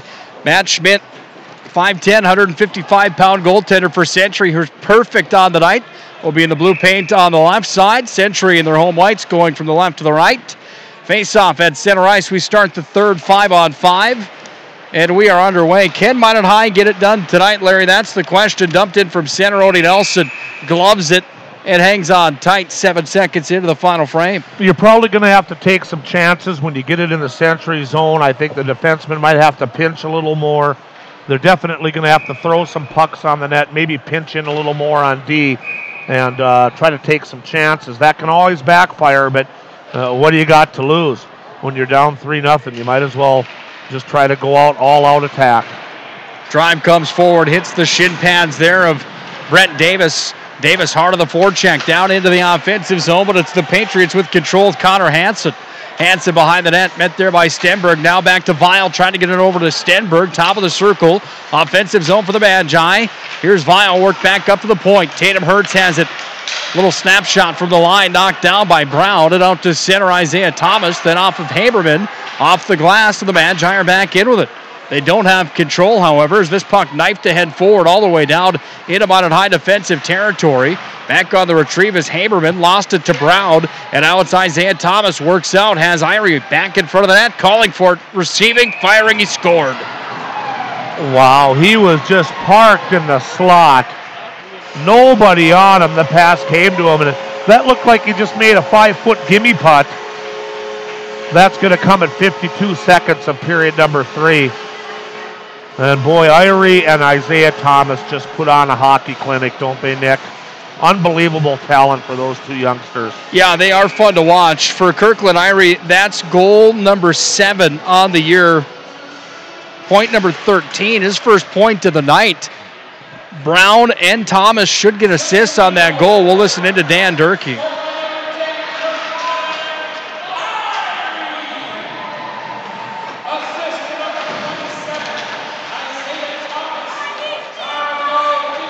Brown doesn't get the assist, but Thomas does. Murphy's underneath the net. Got it away to Philly and far side down to Plemmel. Underneath the net. Minot High is going to work on trying to get one here with Nick Murphy in front of the cage. Sent it up, it went wide. Chipped off the glass, back to the point. Here's Peterson. Peterson at the line. Drifts it down underneath the goal cage. Goes away to the far side wall. Bottom of the circle, back to the near side wing. Minute and a half into the third period. Century struck again. Broughton gets it back up to Jack Plemmel. He's got 2 goals on the year for the Magi. Moves it into the offensive zone, and back come the Patriots the other way. Here's Schulte at top of the circle, glove side of Odie Nelson. Throws it towards the net. Hit traffic there, goes back away out to center ice for the Magi, and it's Mason Deal. Deal walks over center, dumps it down. Abrahamson in on the forecheck. Deal, near side wall, lost the battle there. The puck is freed by the Patriots. Out to center they come with Carter Bailey. Bailey moves it ahead forward, back in behind. Odin Nelson on the glove side, comes away to the near side wing, and it's Abrahamson pushing to center. Crosses over neutral. Opposed was upended on the play. Grubb was looking for an interference at the bench. His arms came up, no call on the play, and it's whistled back to the point, far side. Opposed has got it. John Grubb's not having a very good night. Comes back up to Haberman at the line, sends it in. Taken and hammered up the wall. Goes back away to Hertz, away to the near side wing. Comes back away now to Haberman at neutral. Abrahamson's got it back, and Abrahamson just lofts this one into the offensive zone, but it's the Patriots with control. Out to center. Puck back into the Minot High end. Away with it comes Dixon. He sends it towards the net. Went wide on the glove side of Odie Nelson. And back out to center it comes, where the Patriots have control again. Now the Magi up through center. Look at Bergerud getting railed right on center ice over the Bobcats logo. No call on the play. That's clearly an interference. He got checked down for behind right at center ice. Nowhere near the puck. Comes in on Odie Nelson. Hammers it up off the boards right in front of the Magi bench. Too many men on the ice of the Patriots. No call on the play there. Puck comes back away into the offensive zone. Nelson. And the drive comes in on Schmidt. The stop is made. Nelson behind the net. Sent it from Berger and whistled it off the crossbar. Comes back away to the far side. Bottom of the circle, far wing. Now Bergerud steps back in with it. Bergerud has a trailer. Backhands it in. Save, rebound. Turns aside. Bergerud throws it in front of the net. Nelson's there. But so is the glove of Matt Schmidt. And with 13-17, the Century net keeper hangs tight to it. Face off on the blocker side. Say, Nick, Bob Gillen, as North Dakota Hockey High School statistician, sent me a score. Bismarck High leading Jamestown 3-0 at the end of the second period down in Jamestown. Face off on the blocker side of Matt Schmidt. Comes right to the center slot. Davis backhand sent it wide of the cage. Back away to the near side wing. Puck came up to Hertz at the line. He lost a handle on it. Now Hertz is going to be charged with an interference call. And your blood pressure's rising, Nick. Breathe. Well, let me just take a breath and just say it. When you're going to call, just don't be bad at your job. Plain and simple. Do you do a bad job at the Mesa? No. Oh, I don't know. School's still out on that one, Nick, but don't be bad at your job. Don't throw me in this one. And right now, I think that sometimes we come down here and I think things get a little lopsided at times. That's all I'm saying. Penalty at 3:55 as Nelson's down in the butterfly making the save on that shot from his right. I respect these guys. I think they do a job that no one else wants to do. That's why they're here. I give them all the respect in the world. But when you talk to anyone that's walking out of here in maroon and gold tonight, you give the referees a scoring of A to F. There aren't many people in Minot High colors that are going to say A+ tonight. Period. Face-off on the blocker side of Odin Nelson. 1:53 remains on the Hertz interference call. Fans, I know you can't see this, but Nick's completely melting down up here in the press box. I don't know if he's going to make it for the rest of the game. I might have to take over the play-by-play. We'll be just fine. Puck comes back away into the Patriots' possession, back in their own territory with Connor Hansen. Out to center. Irie makes a move. It's a 3-on-2. Irie over to Brown, taken by Plemmel. Plemmel fires it up, trying to clear the zone, hit the referee right in the back. Puck comes back away out to center ice, and the Patriots have control over the Bobcat logo again. Center ice, now Irie back top of the circle, back door, trying to feed Isaiah Thomas. Thomas walks out, top of the circle. Thomas drops it back down low. Brown backhands it up and over the glove of Odin Nelson. Thomas now back up top of the point. 1:10 on the power play, thinking about a slap shot. Comes back to Thomas, now sent in a drive. They score the slap shot through the 5-hole, and that's Brandon Schaefer with a howitzer from the line. And it's 5-0 Bismarck Century on another power play goal from the Patriots. Yeah, that power play goal comes at the 4:51 mark. The puck was moved around very well to the point. Top of the slot blast went through legs and eluded Nelson. I believe he got a little bit of his pad on it, but not enough to stop the shot. And now it's annihilation with a 5-0 lead for the Patriots. I could just see my cell phone starting to light up. The I told you so starting to come in. Yep, Century's the real deal. Two Magicians down to the corner, near side wing, offensive zone, drive save, loose in front. Opportunity in front of the Minot High net for Philly and couldn't quite put it home. 11:47 to play here in the third. 5-0 Patriots. They have the puck. A drive comes in. Odie falls to the butterfly. Some extra after the whistle. Conversation on top of the blue paint. And let's see what comes of this with two Patriots, three Magicians having words for each other. Boys will be boys. You know, last year a few times the Bismarck teams got in Odin's head a little bit by running him and getting aggressive in front of the net, kind of throwing Odin off his game. And that's what they just did right there. But this time, they got caught for it. And unbelievable, we have a Patriot penalty. Oh, and there's a Minot High penalty right behind it as Nick Murphy goes to the box. It's coincidental. And this is what I'm talking about. Where'd that come from? That's a good question, Larry. That's what I'm wondering Gavin myself. Saylor gets the penalty for the Patriots, but then Nicholas Murphy. Slashing penalties for both. Wow. Am I wrong or am I wrong tonight? You're starting to sway me a little bit here, Nick, at the 11:44 remaining mark of the third period. There's no doubt about it. Century's a better hockey team in my mind. You can see that top line from Century is the real deal. But well, look on the bright side. There's no sticks flying out on the rink yet. That's right. I don't know that they're 5 better than the Magi as the puck goes up and over the head of Jason Bennett now to play. That's my only thing. It started back in the second period when Odie Nelson was interfered with like no other down here. That should have never been called a goal. And from there, the tide has kind of turned. Oh, absolutely. After the Minot High fan got on top of the referees, and now all of a sudden, you know, there's a few more. Yeah, the disgruntled fan that we believe got ejected from the building. Underneath the net, Minot High offensive zone. Puck goes away to the far side wing. You just can't tell the referees that they're number one, I don't think. Especially when you're 4 feet away from them. Well, I'm certainly not. Up to center ice, the puck comes. Patriots bring it back in. Minot High, D territory. Stoddard turns it towards the net. Odie with the glove. Made the stop, but he couldn't corral it. Puck comes back away to the far wall. Here's Zach Peterson to center. Peterson trying to lead it to Abrahamson. Abrahamson offsides. They're going to have to touch up. Patriots regain control. Stoddard again at center. Puck got away from him, and here's an icing with 10:53 to play in the third. Minot High down by a nickel. Yeah, you are correct. They did not score on that 5-minute power play, and then when that what we thought should have been a disallowed goal made it 3-0. Just like the big air came out of the balloon, and now it's just desperation time here for the Magi. Century came into tonight's game outscoring their opponents 26-2 on the season. Center slot, Minot High's Nelson on the near side wing, scrumming for, trying to get it to Hunter Cope. He sent it to the far wing, no one home for the Magi. Bergerud pins it up, bottom of the circle. Nice play from Bergerud. He's been a bright spot for the Magi tonight, unable to make anything happen. Puck comes back away to the near wing. Bergerud holds his own, top of the circle. Bergerud turns, fires. That one goes off of a shin pad and up and out of play. Nice defensive play by Austin Wald as he got a stick on a pretty good opportunity from the faceoff dot.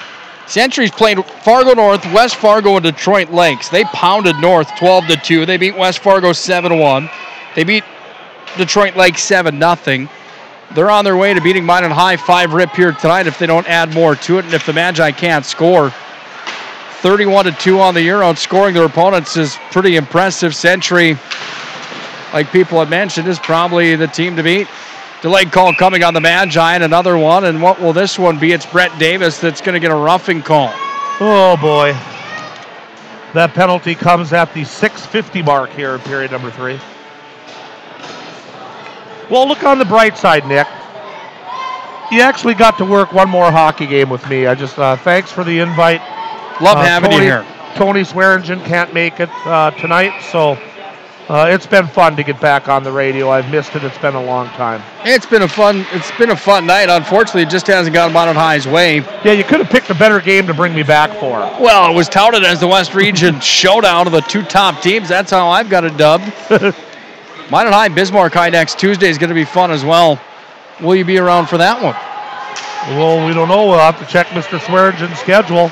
Delayed call coming on the Magi. Oh, not another penalty. Puck comes back While up. the pit of misery is full, dilly-dilly. Empty net for the Patriots, still waiting to touch. Minot High touched it, but they don't blow the whistle. They keep the play alive. Puck comes back away. Sleddy fired one in from the line. Now the Magi touch. And now a slashing will be called here. That's going to be at 7:29, and the Magicians are going to be 2 men short for 1:22. Jason Bennett gives the stare down. that gets the call. Yes, Jason Bennett gives the stare down to the referee. I don't know. Face off on the glove side of Odie Nelson. My job as the play-by-play guy for a high school hockey matchup is to call it for the fans back home as I see it. As I see it, there's some gentlemen in control of the hockey game right now that are deciding the outcome. Period. I mean, go look at the score sheet. Are we that penalized all the time? A drive and a goal. Oh, a nice play again. 6-0. Irie tucks it home, and guess what? It's another power play for the Patriots. Bang, bang. At 7:45. You know, I chuckle because all the years I worked with Rob Hall, I was the antagonist that always argued about stuff, and Nick was all duckies and bunnies. Rob Hall was all duckies and bunnies, and he always told me, be quiet, you know, don't get us in trouble. Now, I show back up, and I'm trying to be the guy that's, you know, looking both ways, and my partner, Nick Olberg, is just on the officials. I love it. It's a great change of pace for me. Irie sends it into the back of the net, 6-0. Change of pace. I'm just a guy that isn't afraid to tell it like I see it. Go look at the score sheet tomorrow afternoon or tomorrow morning over your coffee in the Bismarck Tribune online. The penalties are lopsided and in a heavy way tonight, and some of which I don't agree with. 8:42 to play here in the third. 6-0 Patriots. They have 1:09 of power play time remaining. At center ice, the puck is controlled by the Patriots. Back in their own territory. Away with it on the near wall is Segeni, and Segeni moves it out to center ice. Out of the tape they come. Sleddy's in with it. Sleddy took a man down to the far side wall, frees the puck in front of the Minot High net. Odie Nelson, point blank range, makes a nice pad save. Comes back up to the point. Away to the far wing it comes. Sleddy again handles on it. Sleddy sends it down. Guess what? Another penalty coming on the Magicians, and now what? Well, that was a tripping. It was a cross check, they called it. Okay, it should have been a tripping, but I think it should have been a call. As the Century Patriot was going from the circle towards the boards to try to get the puck, and I thought he tripped him. Well, whatever they call it, I think that was a good call. Haberman's into the box. And that comes at, it's running time here, by the way, now. Let's see how good you are now. Let's see how good you are now with the... Well, that happened at 9:10. when the clock had stopped just briefly for a second so they could put the penalty up. I could do it any time, Nick. Don't challenge me. Comes back to Sleddy You at the will point. lose. See, back when I went to school, we had to take math. Minot High down by one. Nowadays, you guys don't take math. Comes back away to the near side wing, hammered out of the zone and all the way down. You guys take calculator and computer nowadays. What do you mean, you guys? I'm 32 years old. Yeah, but you're half my age. Back out to center ice. Here come the Patriots with Sleddy across center. He's over the blue line, top of the circle. Sleddy takes it down underneath the Minot High net. Walks away from a check there. Nice play from Sleddy. Looks for the outlet back door. Hey, in case you went to the bathroom and you just came back to the radio, the Patriots are on their power play again. Out to center ice. Here's Mason Deal shorthanded. Crosses over the blue line. Deal, top of the circle, makes a move. Now another. Deal just cycles it down to the near corner. Trying to get away with it for the Magicians was Hunter Cope. 6:44 to play in run time here in the third period. The Magicians are down by 6. Lined up at center. Logan Broughton ran into, I believe that was Sleddy on the far side. Correct, it was 40, not 4. That's Spencer Churchill. Haven't heard much from Churchill here tonight. Murphy has a hit on the far side wing, frees it momentarily. Murphy center slot, can't soccer it to himself even though he tried. Puck comes away down to Skabisky, and Skabisky's in with it. Top of the circle, turning. That one knocked down by Broughton. Rebound comes away, and it's 7-0. Bismarck Century is tucking that one home on the far side was Austin Wall. A loose puck bouncing inside the circle to Nelson's right. And it ricocheted off a couple players right to a Patriot who just swatted it in with the 9-iron, and it went in. And, boy, now the demoralization setting in. Don't have the official score sheet up here tonight. It's 7-0 Century with 5:45 left here in the third. Let's listen to Dan Durkee. Skabicki scores. He gets credit with that one. Puck's back in behind the Minot High net. Assisting on the goal was Damon Dixon. Out to center. I don't have the power plays, the official score sheet tonight, but the power play tallies for the Patriots. They've had a couple here tonight. By a couple, I think it's 4 of the 7. Do they use rink rider here? Do you know, Nick? I don't know that answer, if they do or do not. Yeah, we don't have any access to anything here. No shots, no. If we don't hear the announcer, we don't get the goals and assists. Get so used to announcing in a lot of rinks that have the rink rider system where you can always pull up. I'm going to try here and see, but I don't think it's on tonight. Patriots have control of it back in their own territory. Away to the near side wing, pushed out to center. This puck goes the full 200. There's an icing. 4:40 to play here in the third period. Here's my point. I've seen a lot of hockey games over my time, and I just don't think Minot High played a game tonight where you're looking at them going, this is worth that many penalty minutes tonight. They haven't played a dirty game. They haven't been a cheap hockey team. No, they haven't, but you can't make mistakes against a quality team like this. Fillion handles near side wing. Comes into the possession of the Patriots on the far side. That's Carter Bailey away to the far side wing. Here's another penalty on the Magi. Flemmel's going to go to the box again. Schmidt comes off. Drive comes in and a stick save from Odie Nelson. Peterson touches it here. Whose show is it tonight? Is it your show or is it the kids' show? That's my question. Well, all they have on here is it's supposed to be on Rink Rider, but all it gets the front page. There's nothing uploaded, so that's unfortunate. Odie Nelson coming out of the hockey game.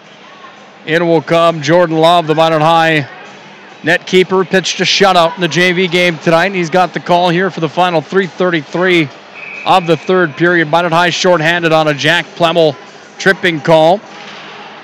Off the draw, face-off on Love's glove side. Puck wrapped around the end wall all the way down. Oh, I was down on Rink Rider. Does Patriots have another power play?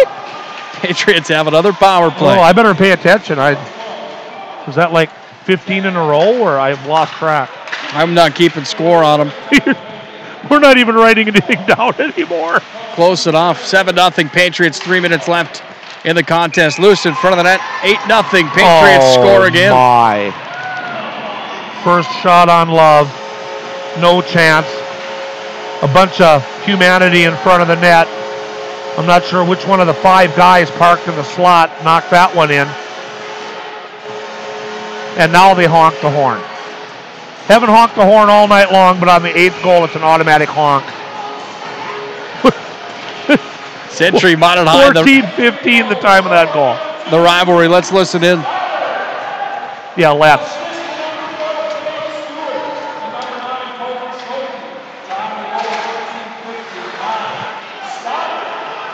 Stoddard gets the credit with the goal. 8-0 Century. 2 minutes, 15 seconds to play here in the third period. Run time, of course, in North Dakota high school hockey when you get to 6. Yeah, and the fans are starting to file out of the building. They might miss the next 3 Century power plays. Comes away to the near side wing. Abrahamson trying to push it out to center ice. He does, but the Patriots have control and dump it right back in. Way to the far side wing, out to the bottom of the circle. It's taken away there. Voller, the D-man for the Magicians, had it momentarily. Puck was knocked away from him. Patriots have control at the line. Stick save there from Lum on the wrister that came in from Seghetti. Way back at the point. Abrahamson clears it out to center. Here's Abrahamson. Dumps it in over center ice and away to the far side wing it comes. Patriots have it back on the near side wing. Minute 30 remaining here in the contest. And out to center ice. Back in with it. Here's Schoenberg. Sends it in front of the net. Hit away in the corner from Peterson. Ran into Schoenberg, that is. Drive comes in front of Love. Went wide. Down to a minute 15 to play in regulation. It's a beatdown tonight. Century dominating Minot High. Power play city here at the VFW Sports Center, and it's been a power play penalty-filled affair tonight. Patriots have had the advantage. There's the 1 minute call from Dan Durkee. We're just about through regulation here tonight.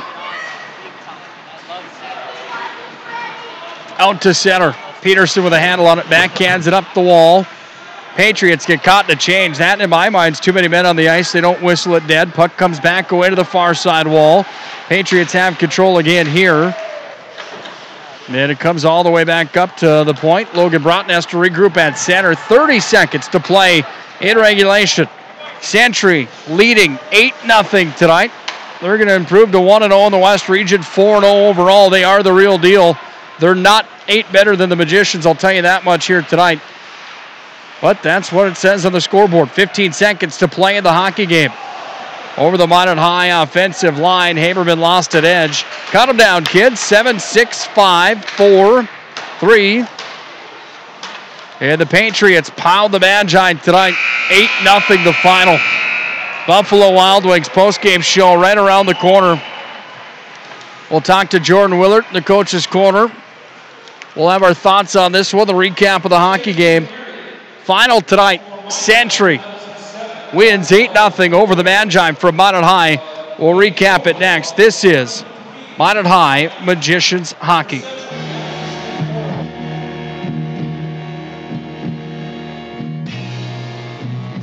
First International Bank and Trust employees are actively involved in helping our customers and communities grow. This is Kevin Vigestad from First International Bank and Trust, member FDIC, equal housing lender. Whether it's coaching a Little League team, leading through involvement with nonprofit organizations, or a proud Beaver booster, know that all of us at First International Bank and Trust are committed to giving back to the places where we live and work.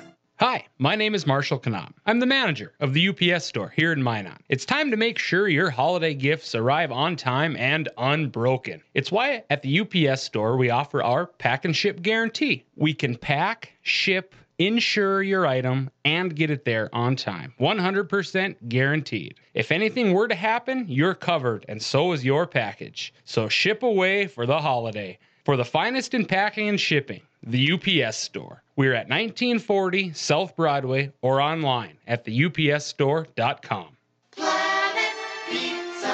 4 systems go for lunch. Frequent supper times a crunch. 2 T-minus now, it's time for Planet Pizza. With lots of space for fun, there's room for everyone. Don't be an alien to Planet Pizza. Space for Planet Pizza. I love that space. Planet Pizza.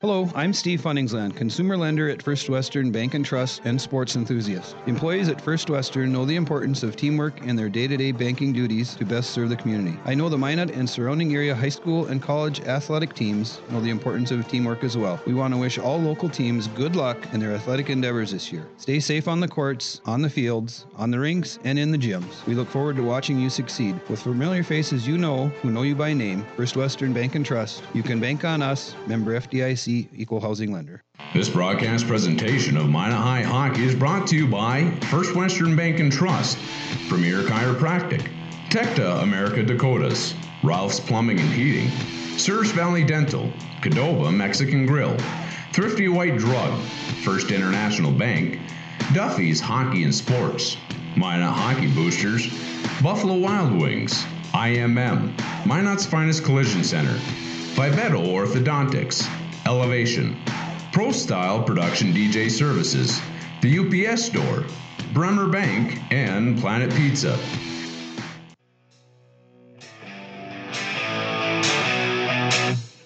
It's time for the Buffalo Wild Wings postgame show. Let's go back to the press box. For all of the highlights, stats, and analysis, once again, here is Nick Holberg. Scoreboard at center ice is frozen. Now they just shut it off right as I say that. 8-0 Minot High falls to Century tonight. Quick Coach's Corner with Jordan Willard. I know this is one you probably don't want to sit through a long one here tonight, Coach.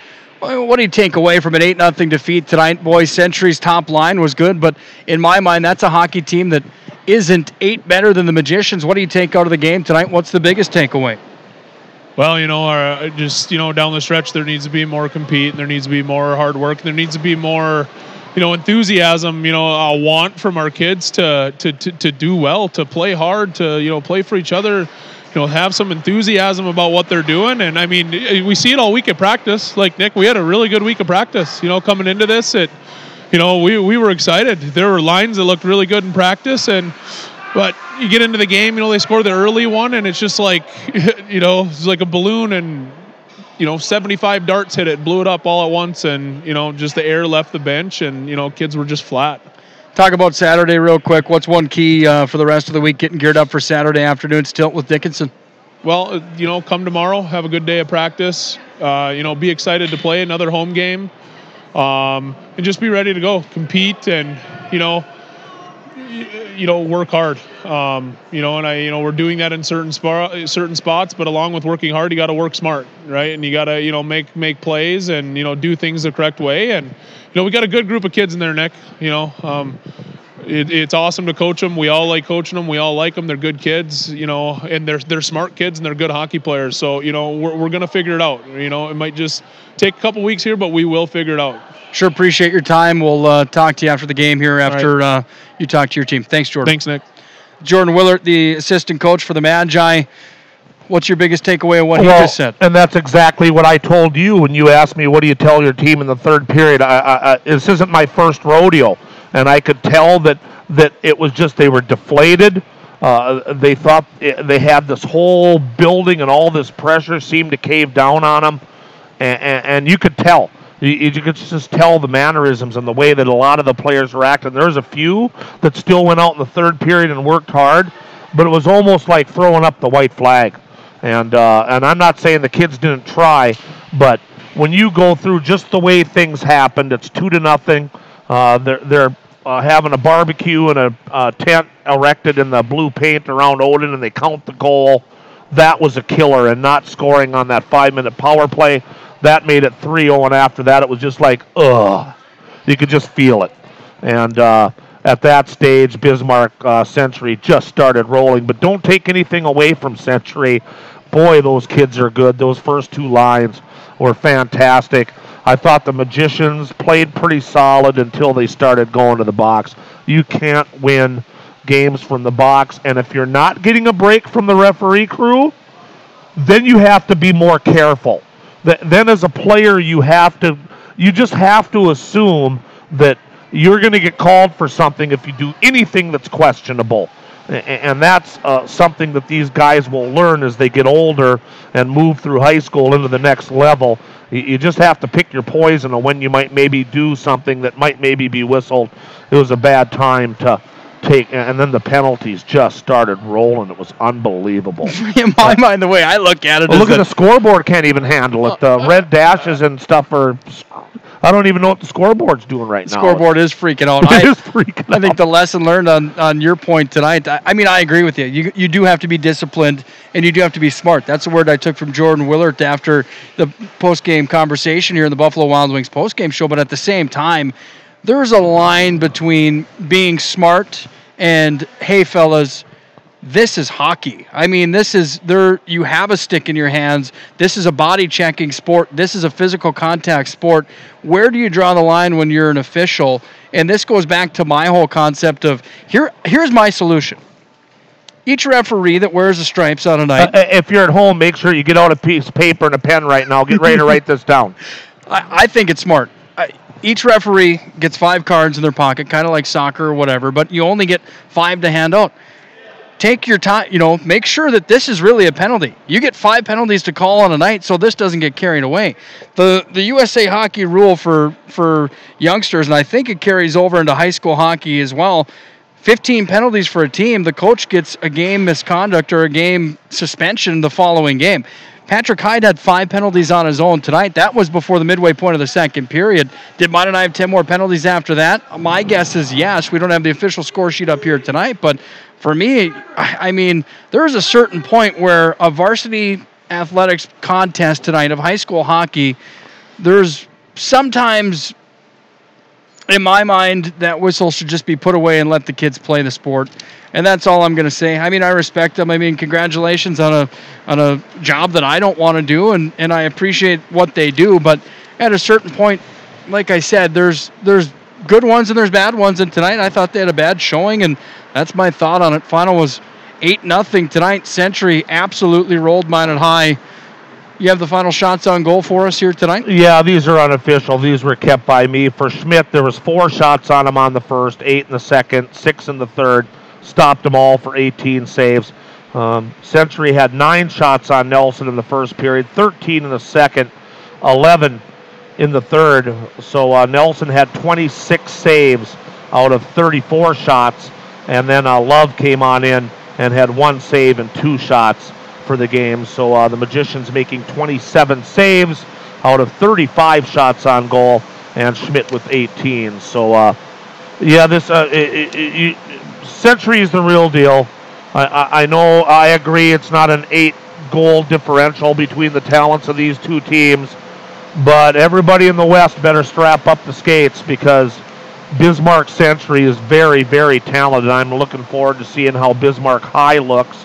Let me see if I've got, just a second, let me see if I got anything else coming in. While you do that, I'll tell you this. Minot High's next matchup is Saturday afternoon against Dickinson. That's at Minot at the Pepsi Rink, 5 p.m. By the way, MSU Beavers are at home immediately following that matchup, so a doubleheader on Saturday night, 5 and 8 p.m. And then next Tuesday, we go down to Wachter Arena for our first time at Wachter Arena, where Minot High will take on the Bismarck High Demons, 7:15 next week. Hopefully you can join us again on next Tuesday night. Did they rename the Schaumburg? I guess I don't know what the Wachter Arena is. Maybe it's the Wachter Rink at Schaumburg Arena. I'm not exactly sure. I just saw on the schedule that it was Wachter Arena. Interestingly enough, and I know that we got to get out of here, but there's some conversation. I talked to Troy Olson, the head coach of Century, before the game tonight.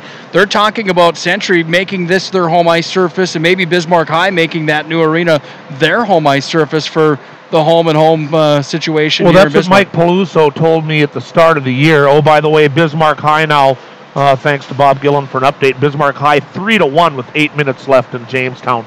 But that sounds like that's the plan.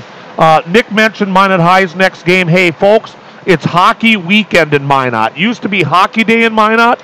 Now it's hockey weekend in Minot. Starts off tomorrow night with the Minotauros hosting the Bismarck Bobcats. Make sure all you fans come with helmets so you don't get hit by flying sticks. And then on Saturday, almost every hockey team in Minot is playing. I think the Pee Wee A are out of town. I think Saturday and Sunday, between those 2 days, all the way down to the little mites. Every team in Minot plays this weekend. We've got the Minot State game, as you said, on Saturday night against Jamestown. Minot High plays Dickinson before that. The Majets are in action, I think, against Davies. The junior varsity will be playing on the Eck rink. There's hockey from 8 in the morning until 11 at night on Saturday. There's, of course, Toros tomorrow night. Lots of youth hockey on Sunday. It's hockey weekend in Minot. If you folks have a chance in Minot to come on out and support all the age groups. And the staff, Bob Gillen's staff, we got our hands full this weekend taking care of all those games. It's going to be insane, but we'll get through it and we'll get the job done. So if you fans have a chance, come on out and watch some great hockey at the Mesa Arena this weekend. We'll be there. Time to take a step aside on our Buffalo Wild Wings postgame show. Buffalo Wild Wings, wings, beer, sports. They also have a lunch menu. Check them out on South Broadway in Minot. I'm actually heading there right now here in Bismarck for postgame conversation. I don't know who I'm going to talk to about it. You're going home, and I don't think anyone's going to want to relive it. 8-0 Century wins tonight. They crushed Minot High, in my opinion. Maybe some kind of a tough road for the Magicians tonight. Short-handed a bunch would be the polite way to say it. Buffalo Wild Wings postgame show rolls on. When we return, we'll have our Minot's finest collision center stars of the game. Minot High falls tonight 8-0. This is Minot High Magicians hockey.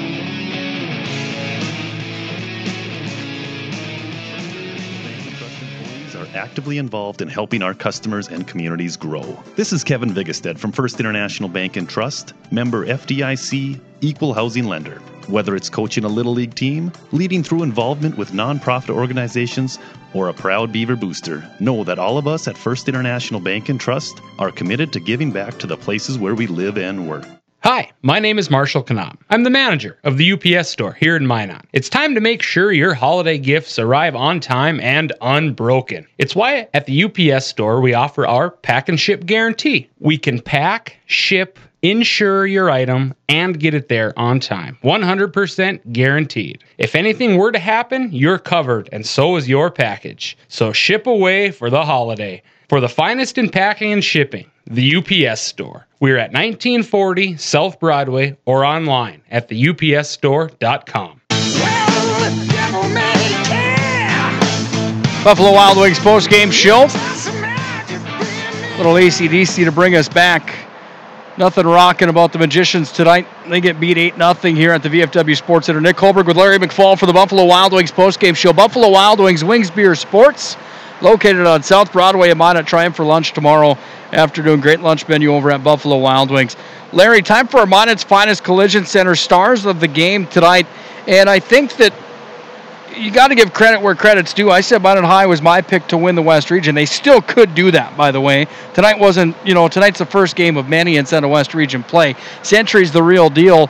And when we look at our Minot's finest collision center stars of the game, by the way, Minot's Finest Collision Center ensures that proper procedures are followed to repair your vehicle so that safety features are maintained to keep you and your family safe. We're more than an auto body repair shop. We are Minot's Finest.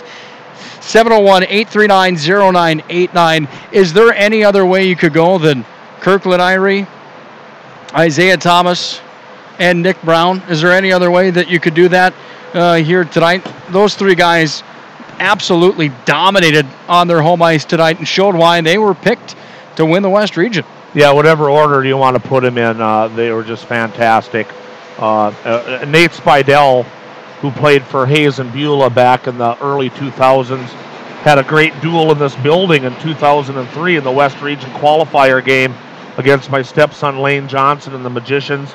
And Nate was up here tonight, and we were visiting a little bit, and Nate said that those two guys on an opportunity in front of the net are going on in right when you expect them to shoot, where you don't think there's anything else they can do before the guy that has the puck shoots. They have a way to just get the puck over to the other guy and put it in a wide open net. He says they know each other so well, they're so skilled, their hands are so soft, they just do phenomenal stuff out on the ice. So yeah, those two guys are definitely players. I think those two guys are going to go a long ways in their career when they leave high school. Yeah, you can put those guys in any order, and they definitely should be the stars of the game. The goaltender, of course, got a shutout, but I just don't know if I'd put him in the top 3 stars tonight, because it was offense that won the game for the Patriots, not the netminder tonight, I don't think. Those are your 3 stars, brought to you by Minot's Finest Collision Center. At Minot's Finest Collision Center, we ensure proper procedures are followed to repair your vehicle so that safety features are maintained to keep you and your family safe. More than an auto body repair shop, we are Minot's Finest. 839-0989. Closing thoughts tonight, Larry. Kind of a frustrating night if you're a Minot High fan. I think that, being as polite and professional about it as possible, Minot High got the short end of the stick when it came to the officiating, especially in the third period. That game got out of hand at the end. There was my thought of it. But at the end of the day, Century is a little bit better than Minot High, I think is fair to say. But you play that team 5 times and you let them skate 5-on-5 the entire night. Odie Nelson had a great night tonight for portions of that hockey game. What do you do when it's backdoor stuff on the power play? I mean, that just is what it is. That's my thought on it. I'm excited to see that team again. I'm excited to see Dickinson and Bismarck High coming up. Well, on your verb sheet here that you have for every game, you don't have jobbed on here.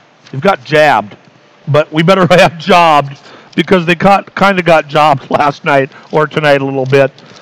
Something like this you just have to forget. You got to get on the highway, and your headlights have to see Bismarck.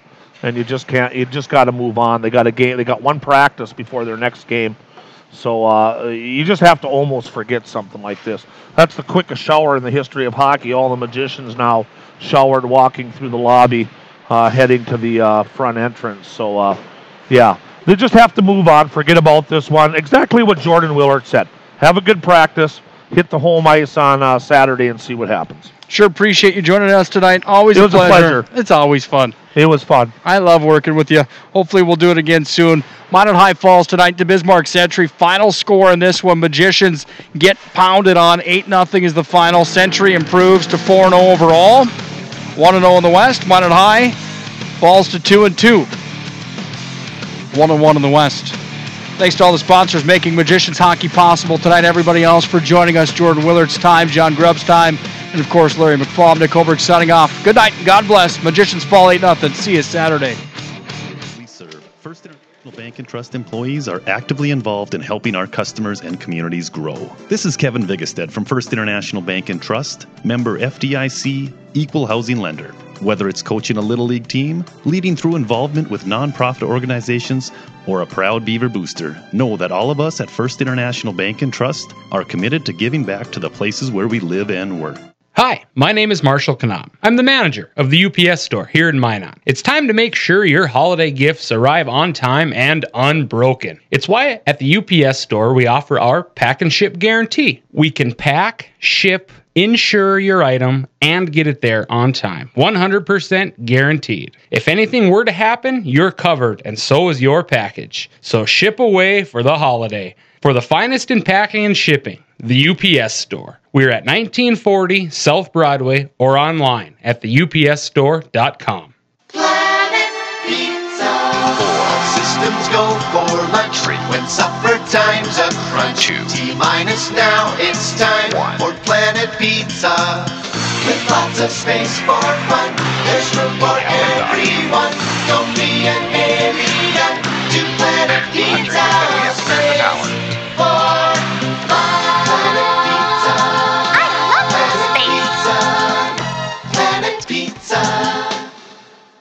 Hello, I'm Steve Funningsland, consumer lender at First Western Bank and Trust and sports enthusiast. Employees at First Western know the importance of teamwork in their day-to-day banking duties to best serve the community. I know the Minot and surrounding area high school and college athletic teams know the importance of teamwork as well. We want to wish all local teams good luck in their athletic endeavors this year. Stay safe on the courts, on the fields, on the rinks, and in the gyms. We look forward to watching you succeed. With familiar faces you know, who know you by name, First Western Bank and Trust, you can bank on us, member FDIC, equal housing lender. This broadcast presentation of Minot High Hockey is brought to you by First Western Bank and Trust, Premier Chiropractic, Tecta America Dakotas, Ralph's Plumbing and Heating, Surfs Valley Dental, Cadova Mexican Grill, Thrifty White Drug, First International Bank, Duffy's Hockey and Sports, Minot Hockey Boosters, Buffalo Wild Wings, IMM, Minot's Finest Collision Center, Vivetto Orthodontics, Elevation, Pro Style Production DJ Services, the UPS Store, Bremer Bank, and Planet Pizza.